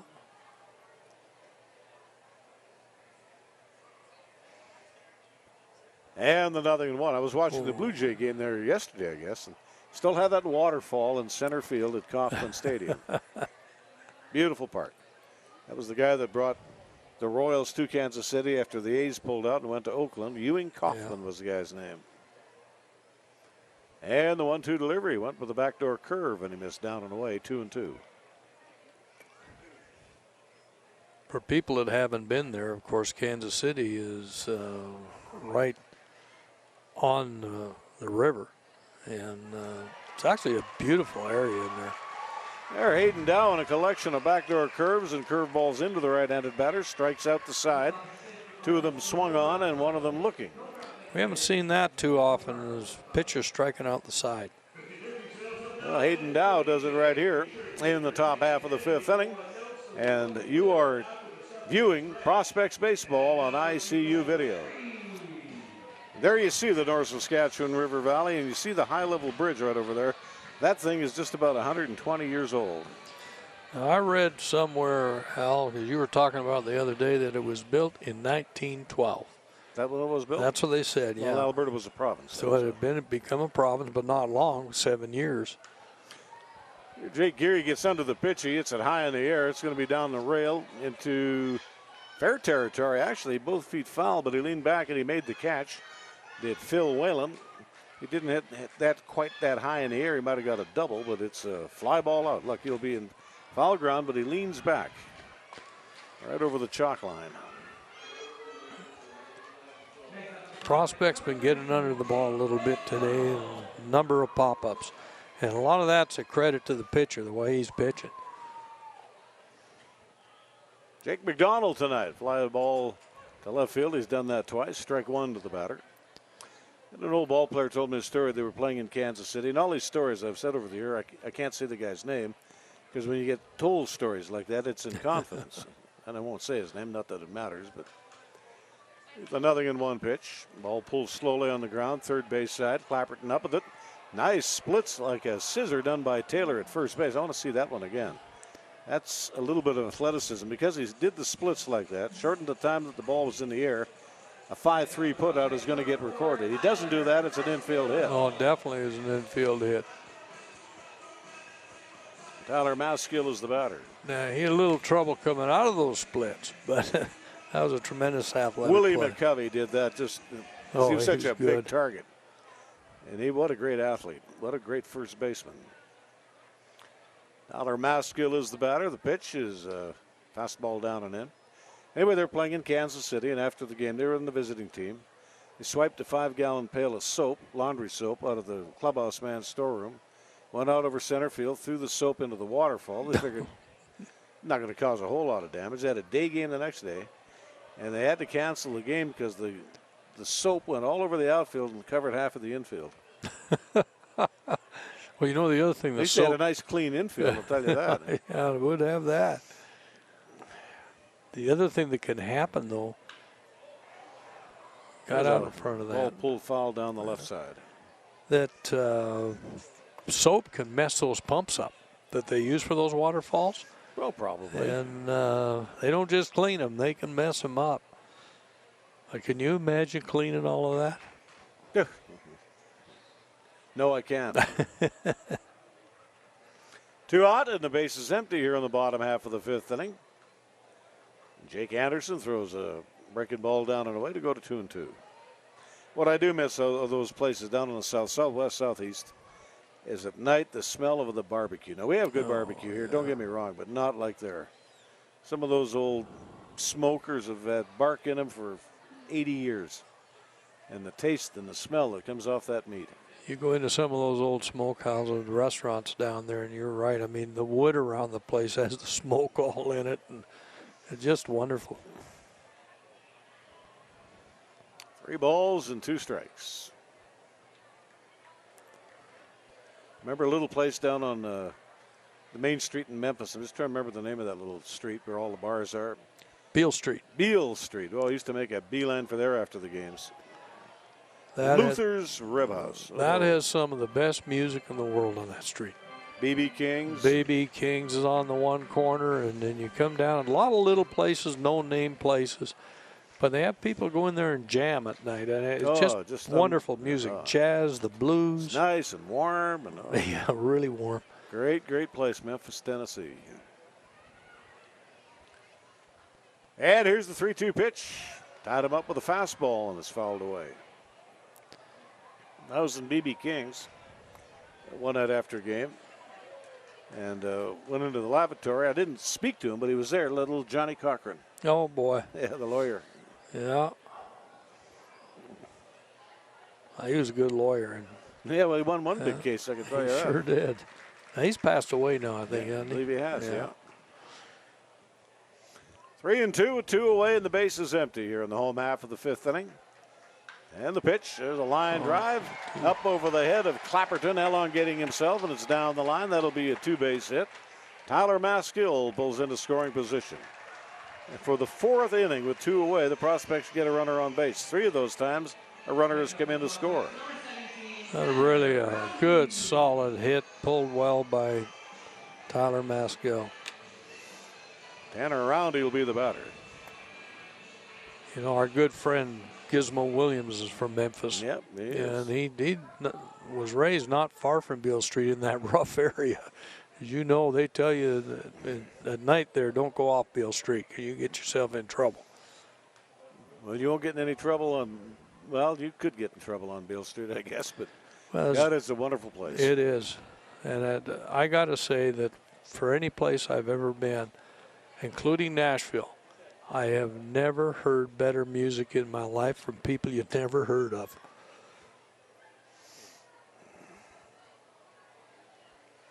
And the pitch. Fastball jams the man, and it's a pop fly into center field. Clayton Keys is camped under that, and the young outfielder playing his first game as a Yorkton Cardinal gets the put out and retires the side. No runs, 1 hit, no errors, 1 man left on base. As we move on to the 6th inning on this beautiful night at Remax Field on ICU video. Well, we move on to the top half of the 6th inning as you get a look at the bat boy. Pretty hard not to notice him in that uniform. How do you spell relief? D-O-W, Hayden Dow. 7 batters up, 7 batters down, including 4 strikeouts. He struck out the side in the 5th. Collection of fastballs and curveballs. Zachary Taylor will lead it off. Match up with the left-handed batter and left-handed pitcher. Breaking ball down and away, ball 1.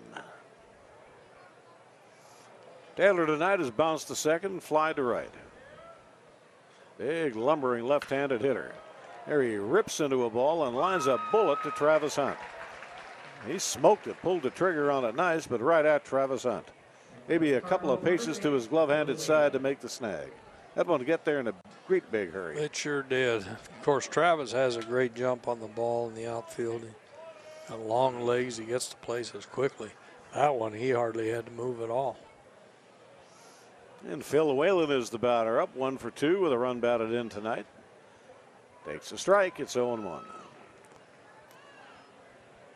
Now, something we've talked about a whole lot over the year, Al, is how important it is to throw strikes. And Hayden Dow's doing a wonderful job of it. Big lazy one hopper hit out of the bag at third. Pratt up with it, sidearms across the diamond. You got 2 away.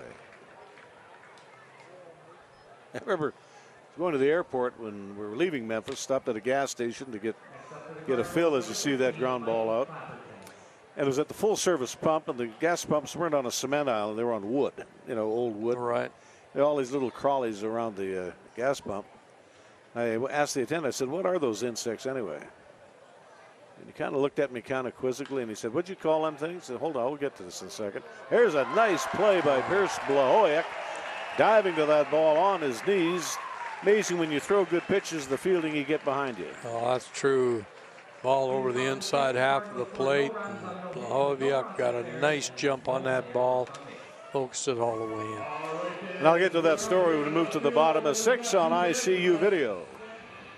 One thing the prospects have received tonight, which is a real boost, and that's run production out of the 9 hole in the order. 2 runs have scored here tonight by Zach Thomas. He reached base on a strikeout wild pitch, stole second, went to third, came around to score. In the second inning, he pulled a 2-out double down the left field line and came around to score in the 4th inning. So Zach Thomas is hitting $136 on the season, but not tonight. He's batting 1,000. Actually, he's batting 500 on the night. But the most important statistic offensively in baseball is runs scored. He's got 2 of them. Big soft curve, swing and a miss, strike 1. Here's Blahoyek and Davis Pratt due up in the bottom half of the 6th inning here against Jake Anderson. Big right-hander comes from the set position. Thomas shows the bunt and takes ball 1. 1 ball, 1 strike. Okay, everybody's wanting to know the big question. What were those crawlies? So I asked him, what are those insects? He looked at me kind of quizzically. What did you call them? Insects. And he said, where? I said, well, there, right by the gas pump. Well, them's not insects, them's bugs. Can't argue with you. No. Wonderful place. 1,854 tonight here at Remax Field. Talking with the owner, Pat Cassidy, before the game. And the silver lining in this cloud this year is when the weather's been not just nice, just been decent or semi-decent. He's had good crowds. They have, and the crowds have fun. You can hear it in their voices. Lots of kids at every game, and of course they're chasing down foul balls all over the place, having a lot of fun at the park.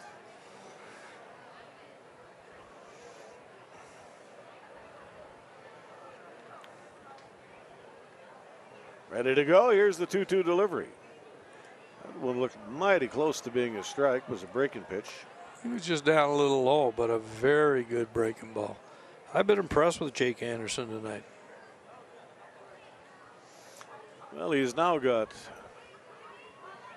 61 1/3 innings of pitching on the year.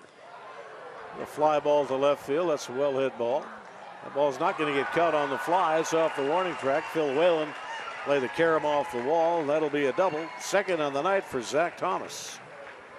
So that light has come on for this young man here this evening. Sure has. That ball was up over the outside half of the plate, and he pulled it well into the right center or left center gap. Stand-up double. There you see him, Zach Thomas.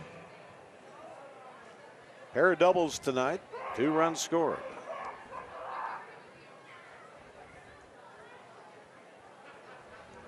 Out of Lakeland, California, attends Dixie State. Upstairs fastball, not a pitch you want to be bunting on. And Blahovic pulls the wood back. Pulls it back, takes the ball. Now with Pierce Blahovic's speed, if he gets this ball down well, he's got a good chance to beat it out, and he will get the runner to third base.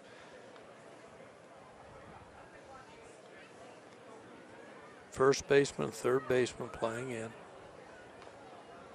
Bunts it foul, and the count will go to 1 ball, 1 strike. Might as well try it again. And he is a pretty good bunter. In that case, he just got over top of the ball a little much and fouled it off.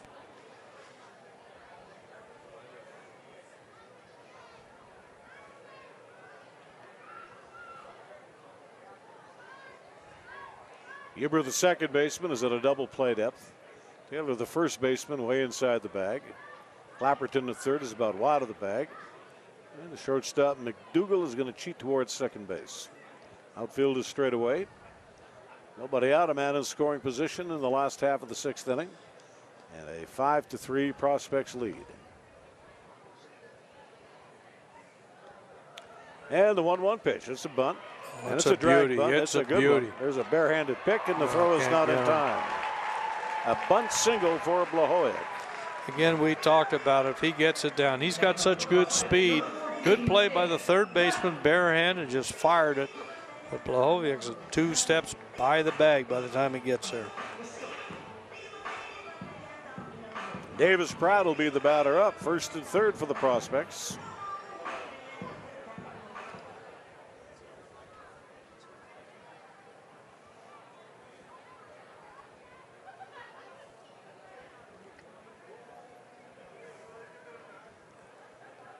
And here comes the pitch. There's the attempted steal of second base. Here's the throw from Matthew Horman, and the throw up a little high, and he cruises into scoring position, does Blahovic. Second bag of the night. Yeah, and as we've talked about before, he's a tough young man to throw out. He gets such a good jump on the ball, excellent speed.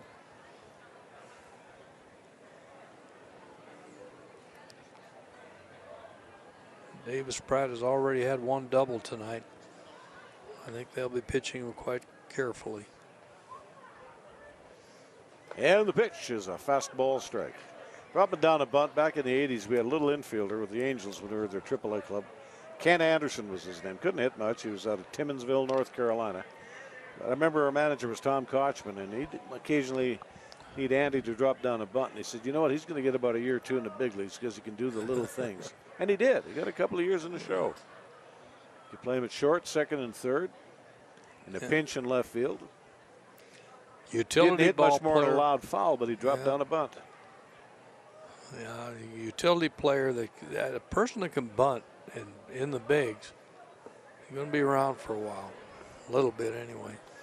The bottom fell out of that slow curve ball. 1 ball and 2 strikes. Prospects come into play tonight, a game and a half out of the potential last playoff spot available in the Western Division of the Western Canada Baseball League. 4th place being held down by the Fort McMurray Giants. They're in Fort McMurray tonight. Early in the game, we're trailing 2-0. Davis Pratt's going to get punched out on a pitch somewhere around the outside corner. Oh, boy. Boy, that was... And you can't argue it. It's not going to do you any good. 1 gone, strikeout number 4 for Jake Anderson. Travis Hunt up with 2 in scoring position. I think I would be tempted to walk this young man. Cardinals now with a right-handed pitcher up and throwing in the bullpen. There's a strike right down the middle, 0-1. The Giants come into play tonight at 24-26. 4-6 in their last 10, a game and a half up on the Prospects, who were 22-27. It would be a stretch to get back to a 500 record this year, but it is possible. 7 games left. If you get back to 500, there's a reasonable chance you'll be in the postseason. There's a ball that's belted, and it's turned right around. That ball is well hit over the wall, and it's gone. A 3-run shot off the bat of Travis Hunt.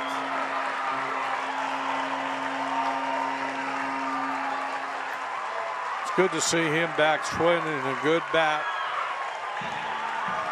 3 hits tonight, 3 for 4. 3-run shot for Hunt. And that one was gone proverbially with the swing of the bat. You can tell by the sound. Just inside the foul pole and over the wall. About a 350-foot shot. That's going to do it tonight for the starting pitcher, Jake Anderson. Did some good things tonight. He made some good pitches, but that was not one of them. That one was out over the heart of the plate, and one sweet swing later. Travis Hunt with a home run. Pitching change coming up on ICU video. There you look at the new pitcher in the ball game, a right-hander. Grady Hawkins, Yorkton, Saskatchewan ball player, 6 feet, 170 pounds. Grady Hawkins.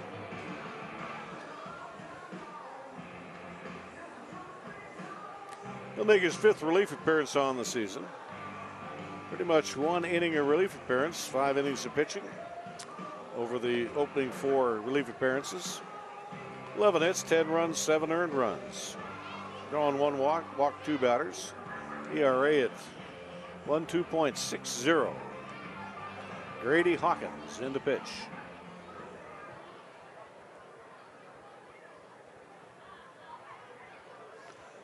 And the batter is Bo Gilbo. 6th home run on the season for Travis Hunt. That might have been the one that he's hit the best. He really nailed it.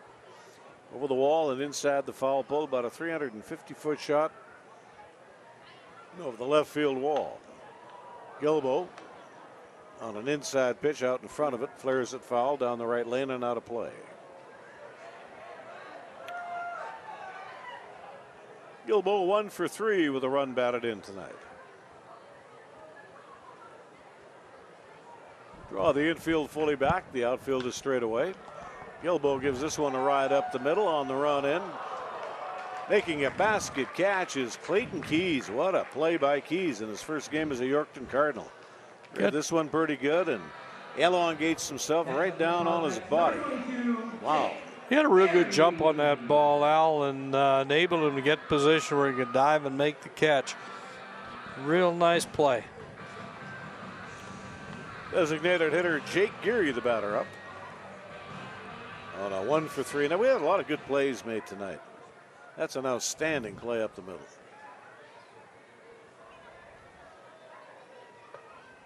Belt high fastball brings the count around to 0-1.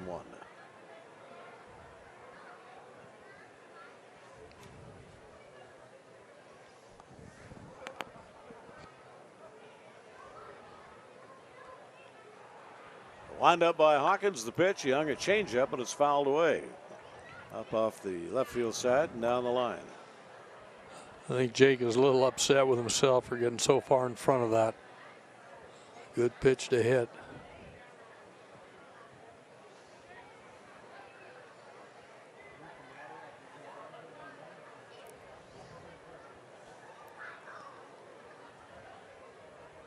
First of 7 ball games over 5 days, including a pair of day-night doubleheaders. A lot of ball coming up here at the yard in the latter part of the season. There's a fastball to Jake Geary, and he takes it for a called 3rd strike, and he's out of business. But the Prospects send 6 batters to the plate, and they score 3 runs on the big fly ball by Travis Hunt, his 6th home run on the season. And Andrew Peard, take it away. Thank you very much, Al. Just some notes on the Yorkton side of things. 6 wins on the season coming into play tonight, like we talked about. And for them, in dubious company right now. The last team to finish with a record with less than 10 wins in the WCBL, well, it was the Edmonton Prospects. That was way back in 2013 when they finished with 6 wins on that campaign. That was on the heels of another 6-win season the year previous in 2012. But not to focus on the negatives. Someone on the Yorkton side of the ball that has really been playing well as of late. Of course, they do have 2 of their 6 wins in their last 10 games. And Matt Corman, in that time, his last 10 games, he's got 13 14 hits. He brings a 4-game hit streak into play tonight. Doesn't have a hit tonight, but has walked and scored for the Yorkton Cardinals. And they do have a notable alumni member of their ball club, current shortstop with the Los Angeles Angels, Andrelton Simmons, once upon a time applied his trait in Yorkton. And finally, some more positive news on the out-of-town scoreboard. The Medicine Hat Mavericks have blown things open against the Fort McMurray Giants. They now lead the Giants 7-0 in the 5th inning. Guys, back up to you.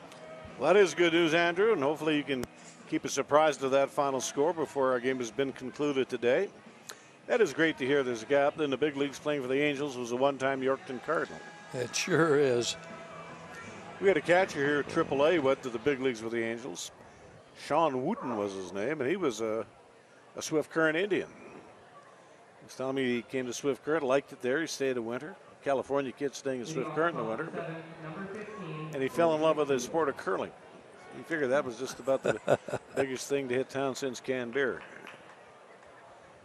So let's move along to the 7th inning. The left-hander Dow delivers the pitch, and it's a ground ball wide of third. Davis Pratt is up with the throw a little off target. Coming down was Gilbo, and he slaps the tag down. We see this on the replay. It looks like Bo Gilbo made a nice play on this. See, throw is high, comes down, and puts down the tag. Tailor-made, that's how you do it. Next up for the Cardinals, number 8, Hut Smith. Hut Smith is the batter.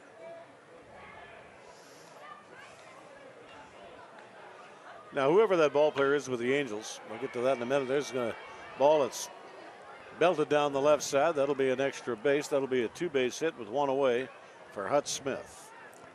No matter who the ball player is, but the summers that they spend up here in Canada, they'll never forget. No, they won't. And it doesn't matter where you play. The community that you're in is what is important to you, and your baseball community, whether it be in Yorkton, whether it be in Edmonton, Melville, Okotoks. Going back to the 50s when you watched ball games here as a kid. Oh, absolutely. Tom Satriano, Ron Fairley.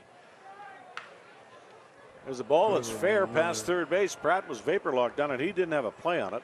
And they'll parlay a couple of doubles into a run scored. Back-to-back doubles and a run on the board for the Cardinals. That ball off the bat of Peyton Harris. He got it over the inside of the plate, pulled it right down the line. Very nice hit. But you go back to those days, and there are a lot of real good ball players. And of course, back in the early days when I first started watching, one of the big ones, Ralph Whitey Vold, and a lot of good players out of this province. And then players who came up here in summer to play. I called Ron Fairley up one time, did an interview with him over the phone for an article in the Trapper program. That's the first name he mentioned, Ralph Vold. I think they're still friends. Could be. Curveball is in there for a strike. 11 in a row had been erased by Hayden Dow up until the back-to-back doubles. Just a couple of balls he got up in the zone a little bit. And he can't live up in the zone. He's got to be down. No, he has to be down. It's the only place he can pitch effectively. His fastball is not one that is just going to blow by people. What affects happens, too, when you're, doesn't matter if you're a lefty or a righty, but you live on the breaking ball, and if they force you to get the ball up, the ball straightens out. And sometimes you lose your mechanics and the same thing happens. You come over a stiff leg. Different things that can happen. There's a comebacker. Going to try for third. The throw goes off the glove of Davis Pratt. It was going to be a tag play. He holds on to it. He probably gets his man. He probably would. Throw was a little high. With a very quick throw.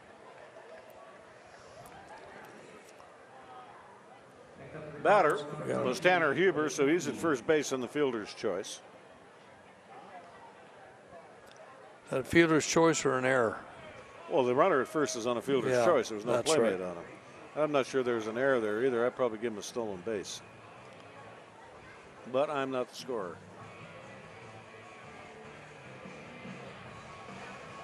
It looks like it's going to be a bag. I don't even know you can give him a stolen base. He didn't advance until the ball was put into play. However, you got men at first and third. And a fresh arm will get limbered up in the Edmonton bullpen. First and third, got one out, so you hope for a ground ball. It's instead of down the lines at somebody. We'll unofficially score that as an error on the throw.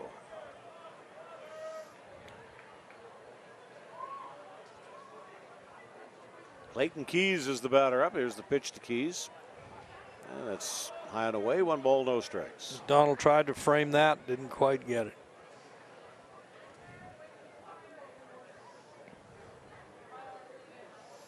And the 1-0 delivery on outside. Go to 2 balls and no strikes.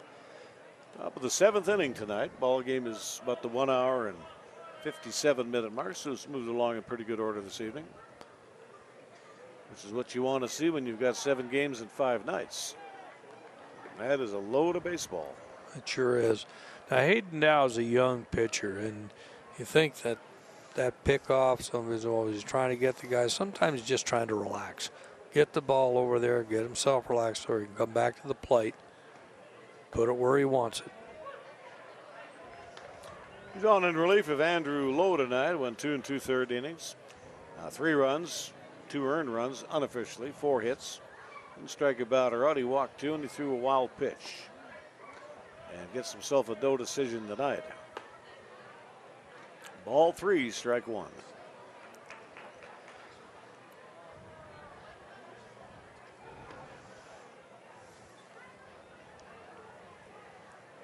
Middle infield is at a double play depth. There's the pitch. Breaking ball right into the pantry. A swing and a miss. Real nice breaking ball by Dow. Broke it into the inside corner.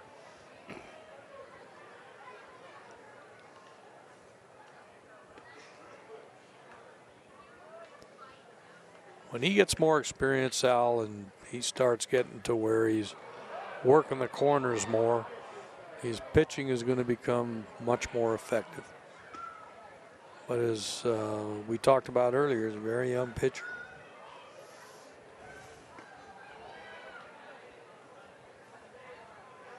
Clayton Keys, who's made a couple of real fine plays up the middle tonight in his debut as a Yorkton Cardinal, out in front of a changeup. Gets that into a collection of prospects by the dugout.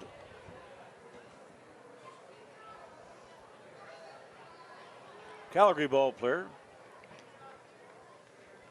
Attends Arizona Central University. Very short lead taken at first base. Another breaking ball. He took a cut at it and he's out of business. Nice breaking pitch. See the bottom falls right out of it. Nicely done. Very nicely done. And now you got to play anywhere, play the batter, get out of the inning. Matthew Corman, the catcher. And the pitch to him is inside and ball 1. Again, it is the Medicine Hat Ball Club up on the Fort McMurray Giants. I believe it was a 7-0 score. Just past the middle innings of that contest tonight down in Medicine Hat. 2 balls, no strikes. And if these scores hold, then the prospects will pick up a game, only be at half a game behind with a game in hand.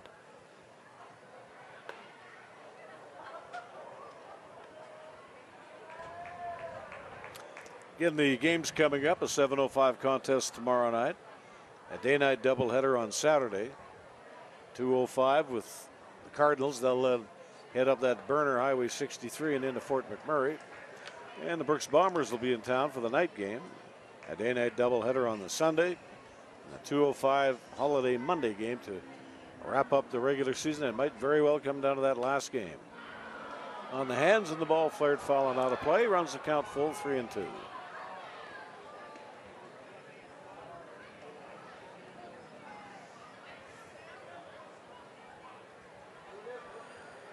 The interesting thing is, you know, we look at the out-of-town scoreboard, checking on how things are going. But as far as the team is concerned, they've got no control over that. They have to focus on their business right here, get the job done.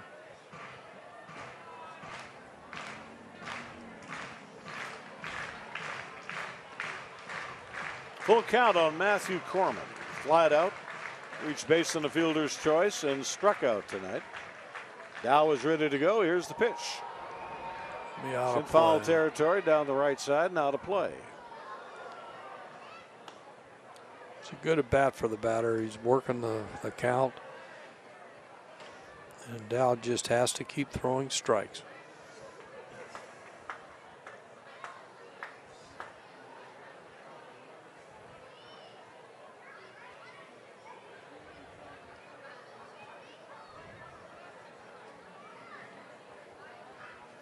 Runner at first will be off and running with the pitch. There he goes. Here comes the pitch. There goes the ball up the right rail, and it's out of play down the line over towards the visitors' bullpen.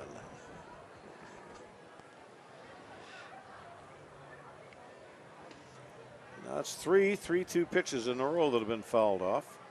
One of them pulled foul. That was the off-speed pitch, and two of them popped up. That was the fastball.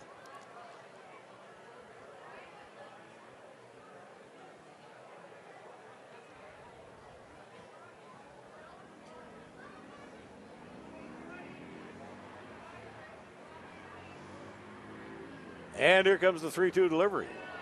They appeal on the swing to first base. No swing, ball 4. That loads the bases.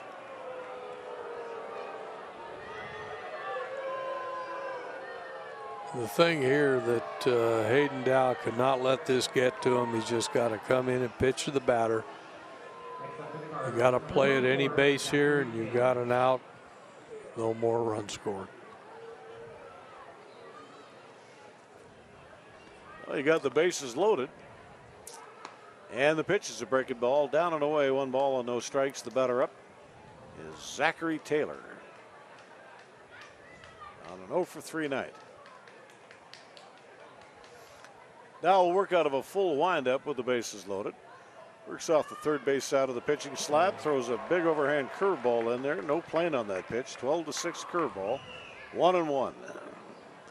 Excellent pitch by Hayden Dow. Broke it right off the table. Those are difficult to hit. Throw him another one, a swing and a miss. Pretty much the identical pitch, maybe not quite the same location, but another spinner. 1 ball, 2 strikes.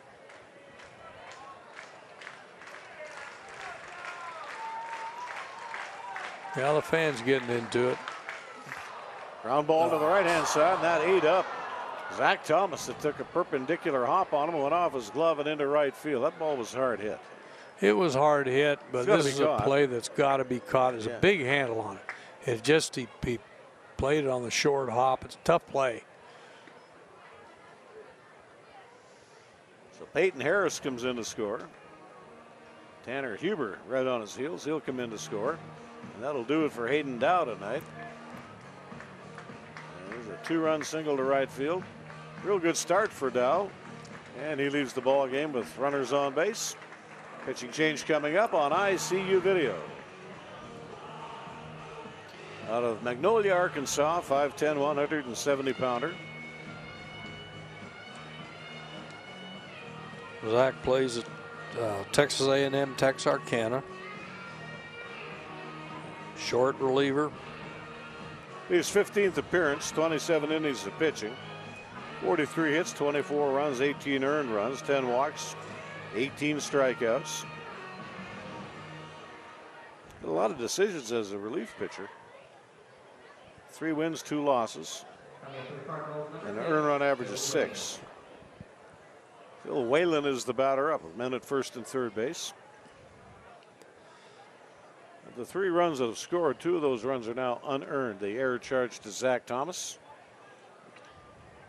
Should have been the 3rd out of the inning. So any more runs that score will be of the unearned variety. And Harrington with a fastball strike. It's 0-1.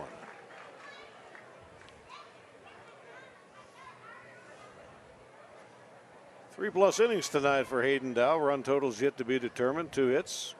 Struck out 5 batters with that breaking ball. He did a nice job tonight. He should be sitting in the dugout as we speak. He should be. No. Well, he is, but he should be sitting in the dugout with the inning over. With the inning over. There's a nice breaking ball by Zach Harrington to get the 0-2 count. Because there was 2 away, there'll be no RBIs awarded to the batter. It's Zachary Taylor who put the ball into play. Hard ground ball, but Thomas failed to make the fielding play. 1 ball, 2 strikes on the batter. 2 right-handers up and throwing in the Edmonton bullpen. Swing and a miss on a slow curve and gets him. Nicely done by Zach Harrington. His strikeout retires the side. Here in the top half of the 7th inning, the Prospects with a lead of 2. There you see Zach Harrington. Nice job. And let's take a timeout. This is Prospects Baseball on ICU Video.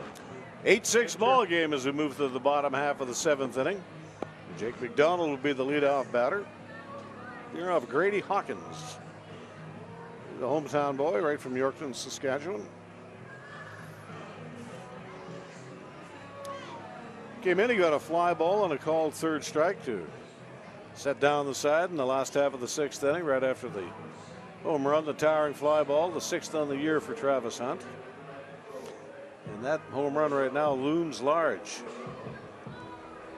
Instead of being down a run, the Prospects are up by 2. McDonald tonight, 2 fly ball outs and a ground ball out. Hit one out for the Prospects in the first end of the doubleheader against Fort McMurray last Sunday.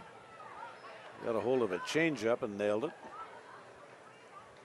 Pitch is in the dirt. 1 ball and no strikes to McDonald. That'll even the count at a ball and a strike. I've been impressed with the way Jake McDonald over the years, over this year, has improved himself behind the plate, as has Jake Gary. And I think a lot of that can go to Austin Guzzo, who is, he's been a catcher, played first base. He's the pitching coach here, but he works a lot with the catchers too. Well, just retired. I'll tell you what, this guy was a pitching coach in the big leagues for over 30 years, and he never once pitched. And then Dave Duncan, he was a catcher for the Oakland A's. Him and LaRussa, they went everywhere. And Duncan was a tremendous catcher when he caught for the A's. Slow ground ball pulled to the left side. A 2-hopper here to McDougald. Throw to the bag is in time by about an eyelash. Another nice stretch at the bag by Taylor. Absolutely. A real nice job by Taylor. You look at him, he doesn't look that flexible, but he really does get that stretch down. As Vin Scully would say, he did the splits like a scissor. Tyler Maskill will be the batter up. Got a double with 2 out in the 5th inning. He was stranded at second base. He struck out and he's flied out. Hawkins delivers. Turns the ball over, and it's a little high. 1 ball, no strikes. Elsewhere in the league tonight, we've got the Swift Current 57s playing in Brooks. Melville at Weyburn. Okotoks tonight in Lethbridge. John is at Moose Jaw, and of course Fort McMurray down in Medicine Hat. That's just not around the corner. That was 5 hours just to get to Edmonton. Now you got another 6 to get to Medicine Hat. Big province, Alberta, north to south. It's about as big north to south as the state of California. Hard ground ball, but he pulled it foul right off the fists.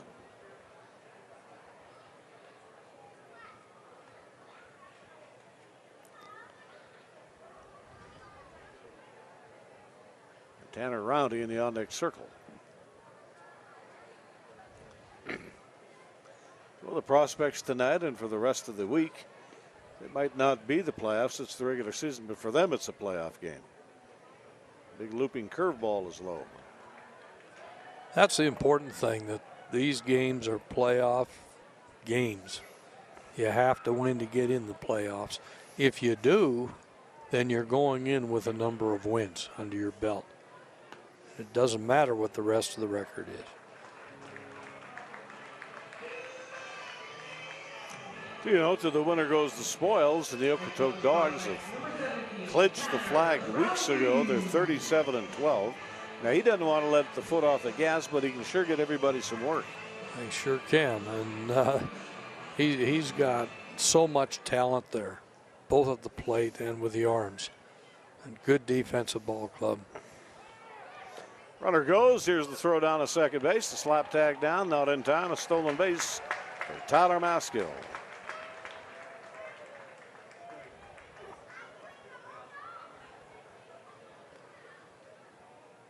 Real nice hard attack on the base. Good slide. That is the 8th stolen base on the night for the Prospects. Strike one on the batter to Tanner Roundy. Shows the bunt, drops the bunt down. This is perfect what he wants. Nice little drag bunt. Throw to the bag is in time. That'll be a sacrifice bunt. And with 2 away, Maskill moves on to third.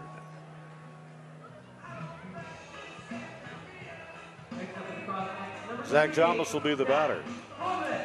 Now, bunting a runner down to third with 1 away is one thing, but when you've got a bunter that can roll the dice and maybe get yourself an infield hit, that's a good call. It is. And Tanner Roundy can flat out fly. And a hot bat in the lineup, Zach Thomas. Pair of doubles tonight, 2 runs scored. Reached base on a strikeout while pitched in the 2nd inning. On away to him, 1 ball, no strike.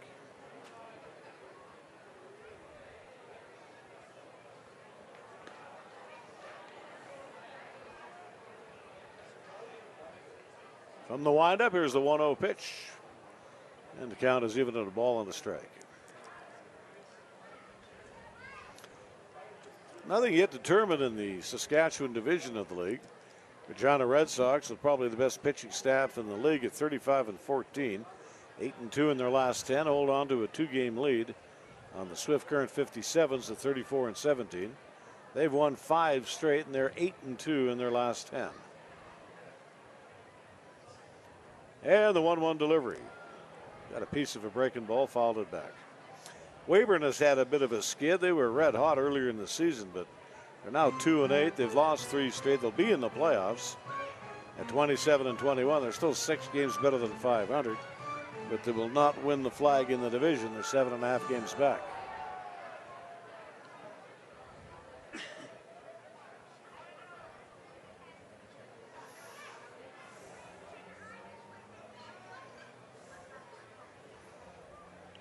Lined up here by the big right-hander Hawkins, and that ball is belted into left field. That'll be 3 doubles on the night out of the 9-hole. Zach Thomas pulls into second base, and that bat of his is a magic wand. Having a tremendous night, and again with 2 out. Third 2-base hit on the night. That's a frozen rope up over the head of Clapperton at third. A double and a run batted in. Lead of 3, make it 9-6. And it's Blahovic at the top of the order.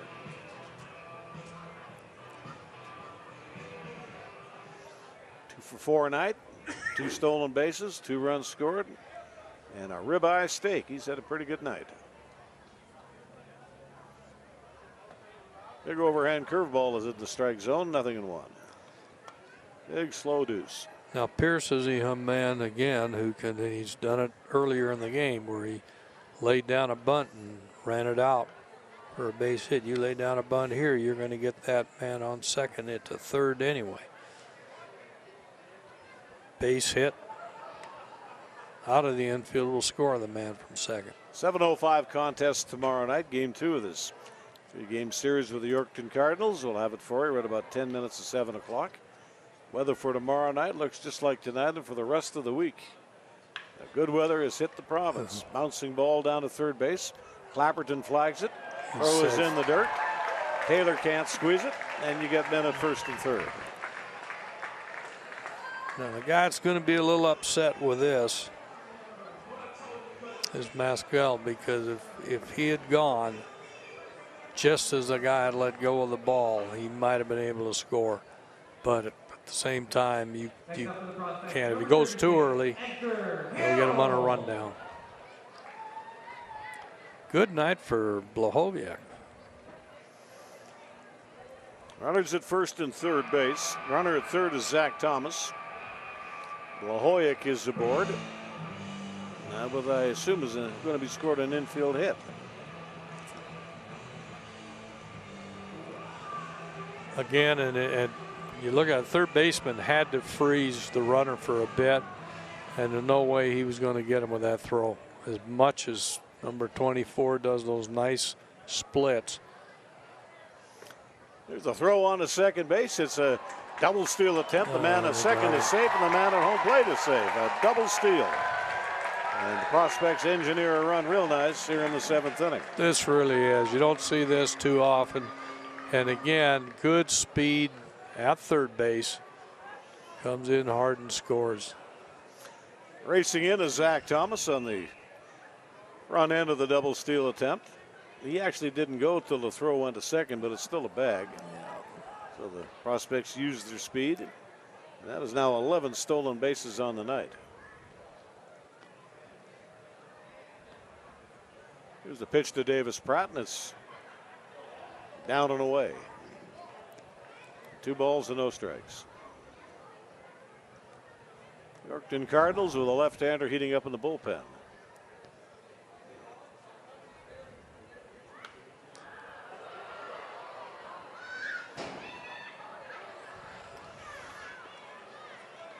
That ball woke the pigeons up.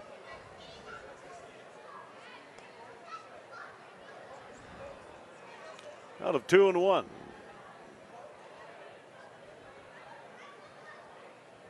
A little bit of everything here in the inning. A run-scoring double, a double steal, single steal. As this ball is hit out in the air into the left field gap. And Clayton Keys is there to grab it. That's his 3rd put out of the night. Prospects really doing, I mean, they engineer a couple of runs here in the inning. Do it on 2 hits, a couple of stolen bases. No errors.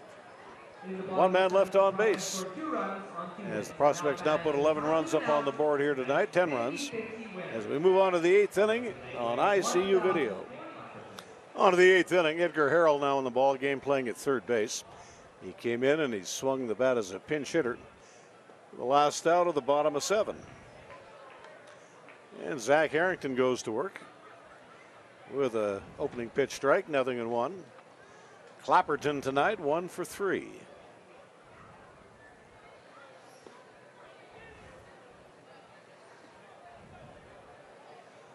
The appeal on the check swing, it'll go to 1 ball and 1 strike. Logan McDougall, a shortstop. Hut Smith, the DH. Due up here in the Yorkton Cardinals 8th inning. Harrington throws a breaking pitch. It's called strike. It's 1-2. Nice pitch right on the inside corner.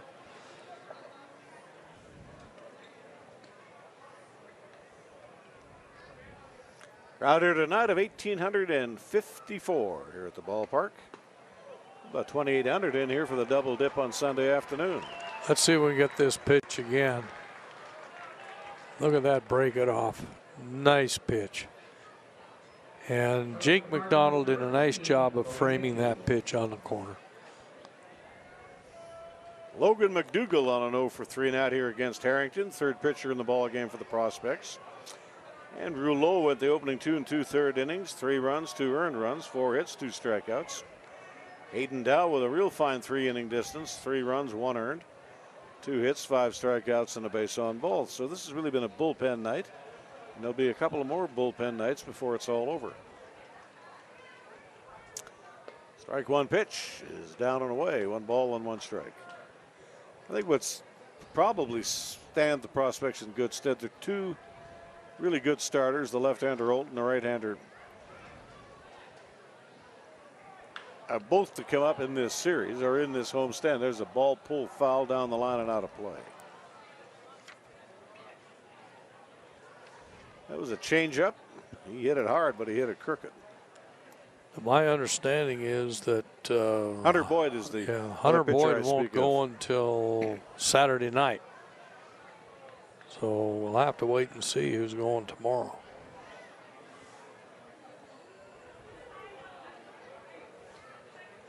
And the 1-2 pitch is on the way. The ball is floated out into short left field. That ball is going to get caught on the run by Pierce Blahoyek. He just turned on the jets and at warp speed he caught that ball. And it looked like he misjudged it just a split second. You don't see it on the screen here. But boy, he took off like the afterburners going. And it made a nice catch. Ball had a little bit of hang time. That made it possible for him to make the catch. And Hut Smith is the batter. Infield is just about fully back. Everybody's fully back. Except Gilbo at first base. He's about midway. The outfield is straight away. Zach Harrington throws a strike. It's 0-1.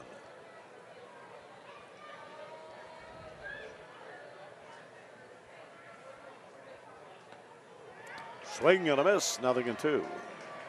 Both those pitches have been breaking off the outside corner. The batter swinging all the way.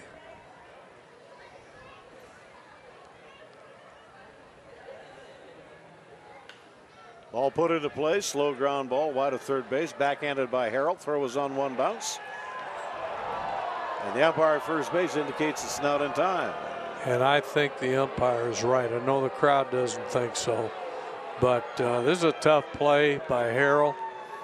When you look at it, oh, I don't know. No, he's out. He's out. He is out. That was a nice play by Harold. Replay doesn't lie. No. And don't worry, these umpires watch these games too. Oh, sure they will. And then that's the nice thing with the replay. They can look at it. Oh, Peyton Harris is the batter up. He scored an infield single. There's a curveball strike, 0-1. Now I think Zach Harrington's a little angry.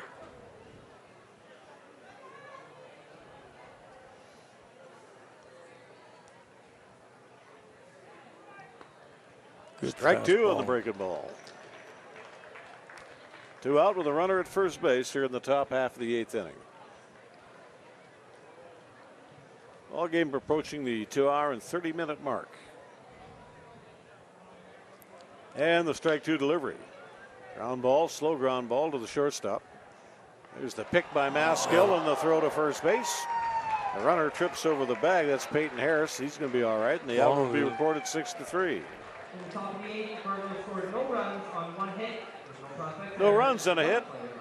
And one man left on base as we head to the last half of the 8th inning. Here's that somersault over the bag.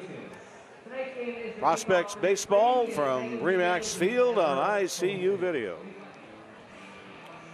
Travis Hunt, the home run man from the 6th inning, his 6th home run, a towering shot, a 3-run bomb.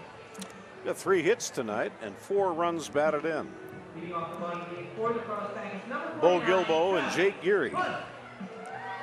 All Travis Hunt, good hitters. All Travis Hunt needs now is a triple, and he's got the cycle. That's right. He's had a good night.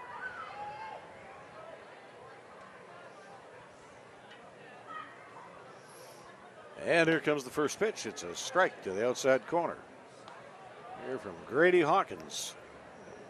Sucked up a few innings out of the relief pen tonight for the Cardinals. Had an all-night bus ride from Yorkton up through, I would assume they took the Yellowhead through Saskatoon. Mileage wise, it's the shortest way, but the Yellowhead, you go through a lot of towns, you hit red lights. There's no quick way to get here. Oh, that's for sure. Some of these bus drivers have been around chartering for a long time. They'll know some back roads, good highways, secondary highways that are really good, and they can make good time on them. The wind up in the 0-2 delivery. It's a strike right on the outside block. Fastball caught him looking. And Travis Hunt is not going to be happy with himself. That's a very good pitch. Right on the outside corner, as you mentioned. It's not one you can take. Strikeout 2 for Grady Hawkins. Bo Gilbo is the batter up on a 1-for-4 night. Pulled the trigger on the double up the right side. His first at bat. That was in the first inning. He has struck out, flied out twice since then. Down and away with a breaking pitch, ball 1. Prospects with a right-hander up and throwing in the bullpen.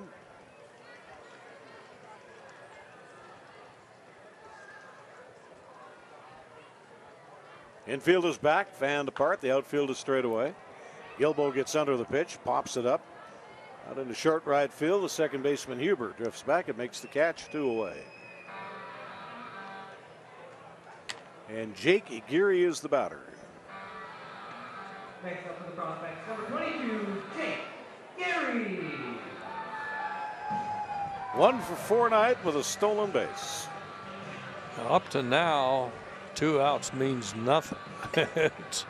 This could very easily start something here with Jake.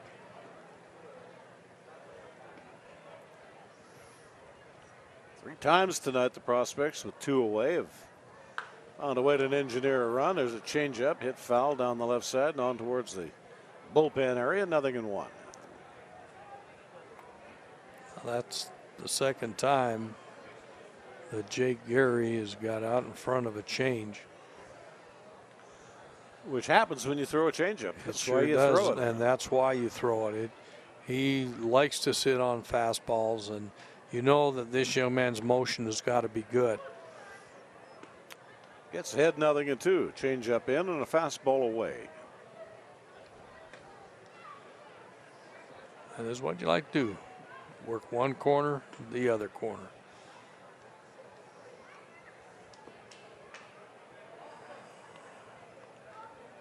Three long bus rides last night. The Yorkton Cardinals coming into Edmonton. And it would have been daylight by the time they got here. Mind you, they probably slept a little bit on the bus. The prospects had to come home from Fort McMurray. I would think they're probably in about 2, 3 in the morning. And the Fort McMurray Giants with a long bus ride to Medicine Hat. They left right after the game, which is a smart thing to do. Hey, get in one thing's early. improved in the game is the buses. Oh, yeah. Compared to those old Western Flyers. Western Flyers and Bluebirds. The hard seats. The engine right in beside the bus driver. Yeah, that's right. The noise didn't get you. The fumes did. No sanitary facilities on board. No. And the pitch up too high. 2 balls, 2 strikes. But you were a kid that was young. And oh, yeah. Yeah. Yeah, it was a little different back then.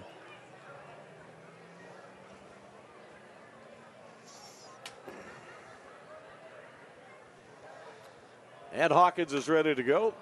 Dragged his arm a little bit on that changeup, but the ball's put into play. Tough play. Out into right field. Nice catch. The second baseman, Huber. And that was worth the price of admission right there. It was. It really was. That is a long way for a second baseman to run. Let's get a look at that. Yeah, this is something else. And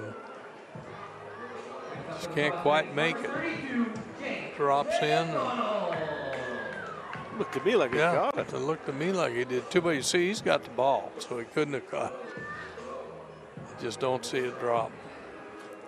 But Jake Geary is get himself a base hit. We'll have Takahashi coming in as the pinch runner. Pinch running for the prospects, number 23, Katsu Takahashi. Now, 2 out, I wouldn't be surprised if they send Katsu Takahashi here real quick. That's why they brought him in. Yeah, sure did. Fastball foul back, strike 1. Every once in a while, you got to roll the dice. That's part of the deal. Take the chance. Yeah. Columbus did. Look what he found.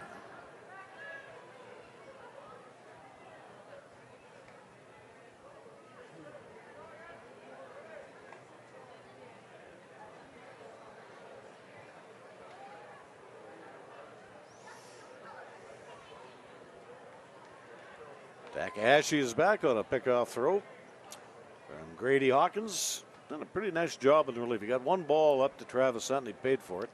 Actually, he didn't. That was the starting pitcher, Jake. Oh, that was Anderson. Jake Anderson. No, this kid's done a pretty nice job in relief. Takahashi pulls to the scoring position. Ball not held cleanly behind the plate. Be a pass ball, I think. Oh, that ball's in the dirt. Wild pitch.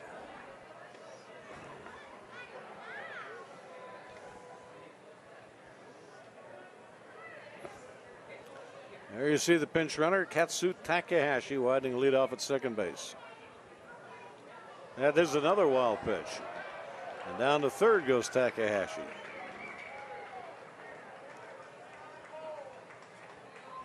They might be wanting to get another reliever in. Well, they don't have anybody up. No, this guy's going to finish the ball going game. to, yeah. 5-run deficit. 2 outs in the 8th inning.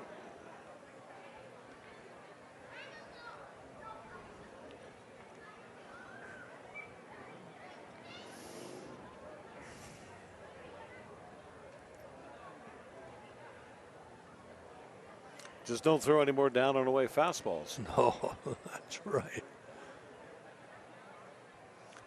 From the windup, here's the 2-1 pitch. Oh, There's a ball that is oh. scalded at third base and down the left field line. He really leaned to it. Pulling the trigger on a double is Jake McDonald as the big catcher marches into second base with a run-scoring double. The ball is out over the plate, and that ball is kissed. Scalded it. Right down, just inside the bag. Beautiful hit. Next up for the prospect, number 4, Tyler Maskell. Tyler Maskell will be the hitter up. For the 4th inning out of 8, the Prospects have plated runs with 2 away.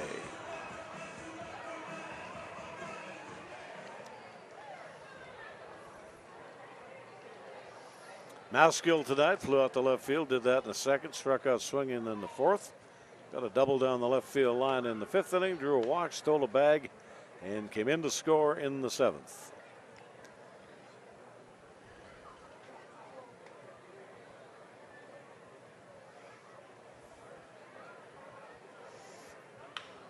There's a base hit to left field. You're going to wave him around. Rounding third is Jake McDonald. Here's the throw. It's cut off and not relayed. 2 runs in to score here in the last half of the 8th inning. Tyler Maskell, you see it right there. That sweet swing and a base hit to left field. And he's had a good night. Next up for the prospect, number 17, A double, Tanner Roundy. base on ball, a stolen base, and then a run scoring single. That is a happy crew, as you see. Congratulating the runner, Jake McDonald, as he comes in to score. Jake was showing some speed there.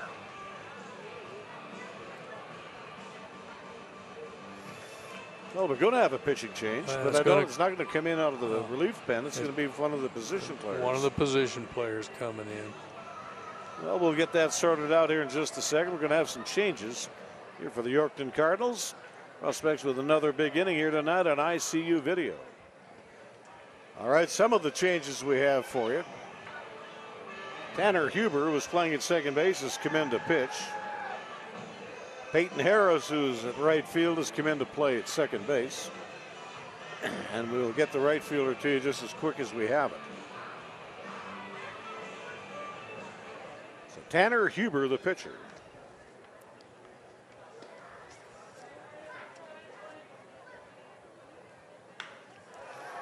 Fly ball up the middle. Drifting back in there to make the catch is Clayton Keys, and that'll get it done. I guess it really doesn't matter who's playing in right field. We likely won't be going to the bottom half of the 9th inning. Prospects score 2 runs. They do it on a collection of 3 hits. 1 man left on base. Andrew Peart, take it away. Thank you very much, Al. A couple of Andrews down here. Andrew Lowe providing security as well. He's going to be our interview guest at this time. Got the start tonight, and Andrew being completely distracted right now. Oh, they got the baseballs out. We'll try and get a question in here as you got the start tonight, and I know you missed basically a month of the season. Yeah. And now you got to contend with an interview like this. Just tell me, how was it to be back on the mound, getting a start tonight? It felt nice, especially for my first time pitching here at home. It was a real pleasure. And what was that? Oh, okay. All right. No, but yes, it was very nice, and just glad all my teammates are here to support me, and so just aggravate me, just like this. They're being excellent teammates. Finally, Brandon Owens coming in to finish off. Give us a quick scouting report on your battery mate, Owens. He's going to fill it up. He's going to throw a lot of different pitches. He has 4 or 5 different pitches, and he's just going to attack, and this should be real quick. Perfect. Thanks for this, Andrew. Now go get some revenge on your teammates. Awesome. I will. Guys, also one final update on the out-of-town scoreboard. Now 10-0 Medicine Hat leading Fort McMurray. That is in the bottom of the 8th inning. Al, John, back up to you guys. All right, new pitcher to the ball game will be Brady Owens. And the Prospects with the line totals tonight. 12 runs, that's good. 11 hits, that's pretty good. 4 errors, that's not so good. But they still haul on to a commanding lead with 3 outs to get.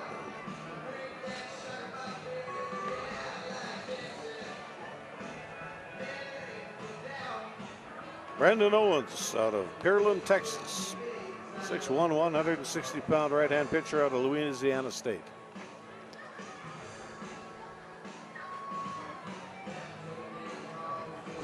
He plays there with Bo Gilbo and with Andrew Lowe, so they know each other real well.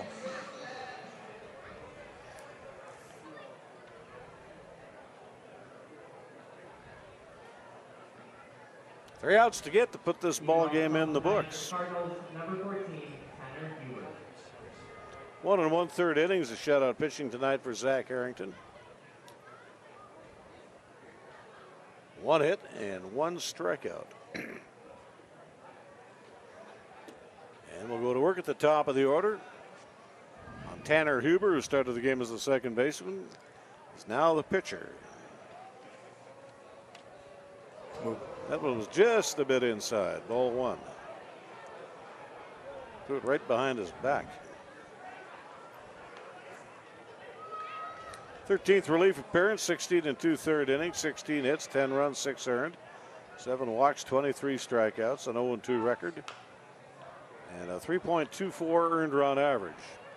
Ball hit back to the mound, and Owens is to show how fleet of foot he is. He'll get himself a put out, no assist on the play, and the comebacker.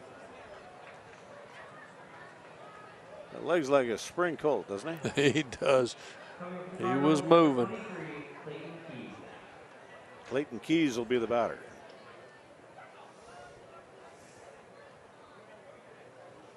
Hayden Dow is going to pick up the victory tonight in relief.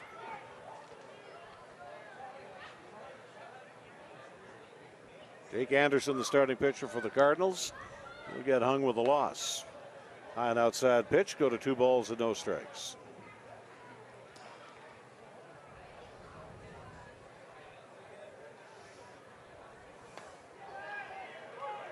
Owens finds the inside corner, bring it around to 2-1. Looks like he had a little heat on that pitch.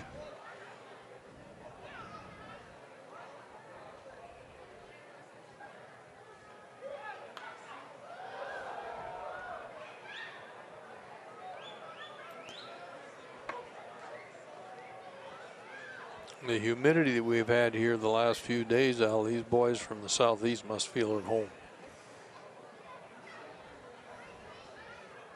Here's the 2-2 pitch. Fastball just missed outside, full count. Dow will see his record improve to 1 victory and 1 loss. Anderson will fall to 2-6. Ooh.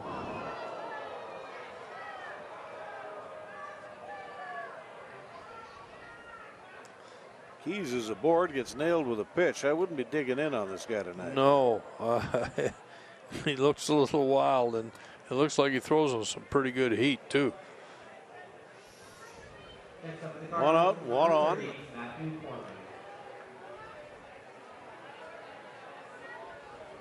And Matthew Corman, the catcher, is the batter up. Double play depth in the infield, high and tight pitch, 1 ball, no strikes.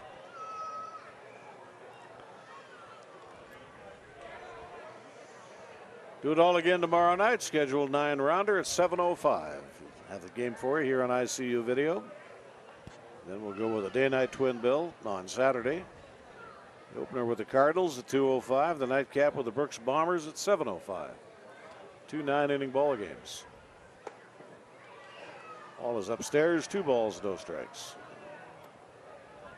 You know, I think with Yorkton, they're going to finish that game, get on the bus, and head right up to Fort McMurray.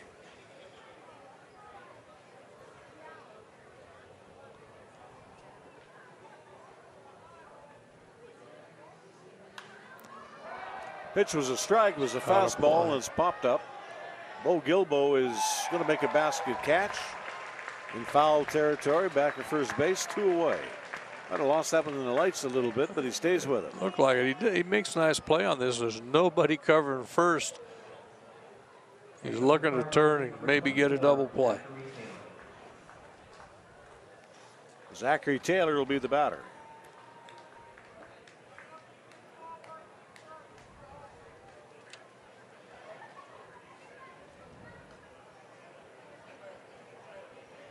No, you got to give the Cardinals credit. It's been a long, miserable year. They're going to be 6-45.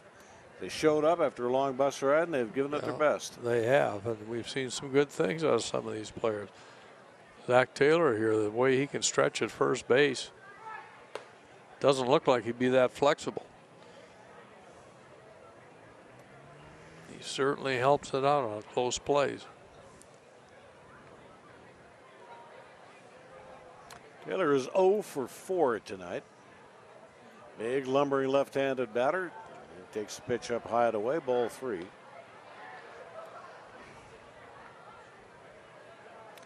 Clayton Keys is being held on at first base. I wouldn't be doing that. I'd have Gilbo drawn fully back. But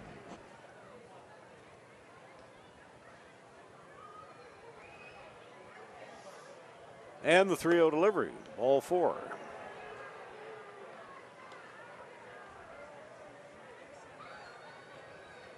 Pitch is way upstairs.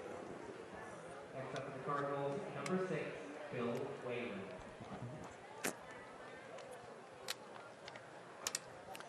Bill Whalen tonight with a run-scoring single in the 3rd inning. Drew a walk, he's bounced out and he's struck out in the ball game. 2 out, 2 men on here in the top half of the 9th inning. Fastball high, ball 1.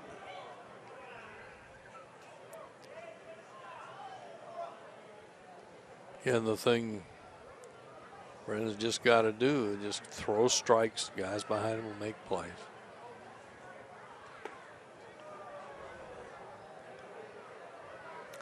Jake McDonald has seen enough. He's on his way to the mound. Settled down his right-handed pitcher. Maybe let a little bit off the choke to get a little more velocity or a little more accuracy and a little less velocity. That's Austin Guzzo, the pitching coach, out talking to him. He's seen something with the mechanics and just trying to settle them down.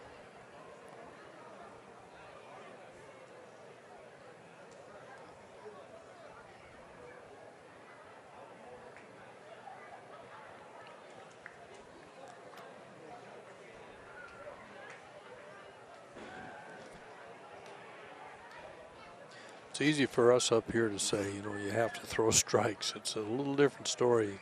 Tighten up a little bit, something a little wrong with your mechanics. You can't figure it out. Ball 3.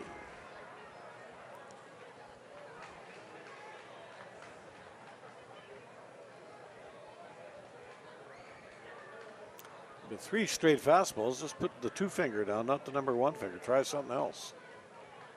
Even if a 3-0 count is not really a breaking ball count, but there he threw the breaking ball, and it's a strike.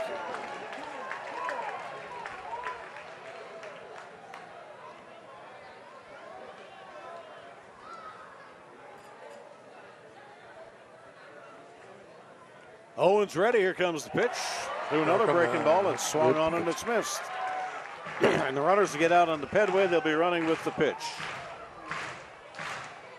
We're at the 2-hour and 55-minute mark of this one. There goes the runners. Here comes the pitch, and it's fouled to the backstop. It's a good pitch.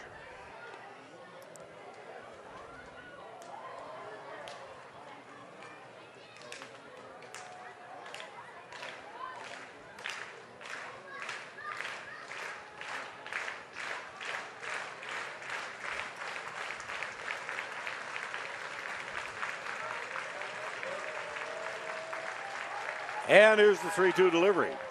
Ball is hit on one bounce to the second baseman. There's a slap tag put down. That'll do it. As Zach Thomas fields the ball, puts down the tag. Erased at second base is Zachary Taylor. 4 unassisted if you're scoring, and a fielder's choice here for Whalen. They get it done. It wasn't real fancy there in the 9th, but it's done. That's a big thing. Get the win. And nobody knows what the score was or how things went down a week from now.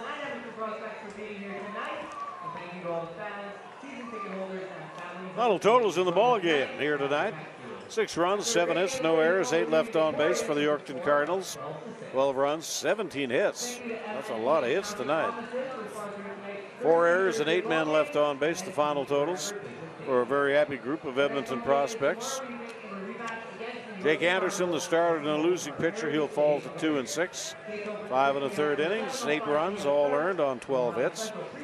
Out of the bullpen tonight, the left-hander Hayden Dow picks up the victory, go to 1 and 1.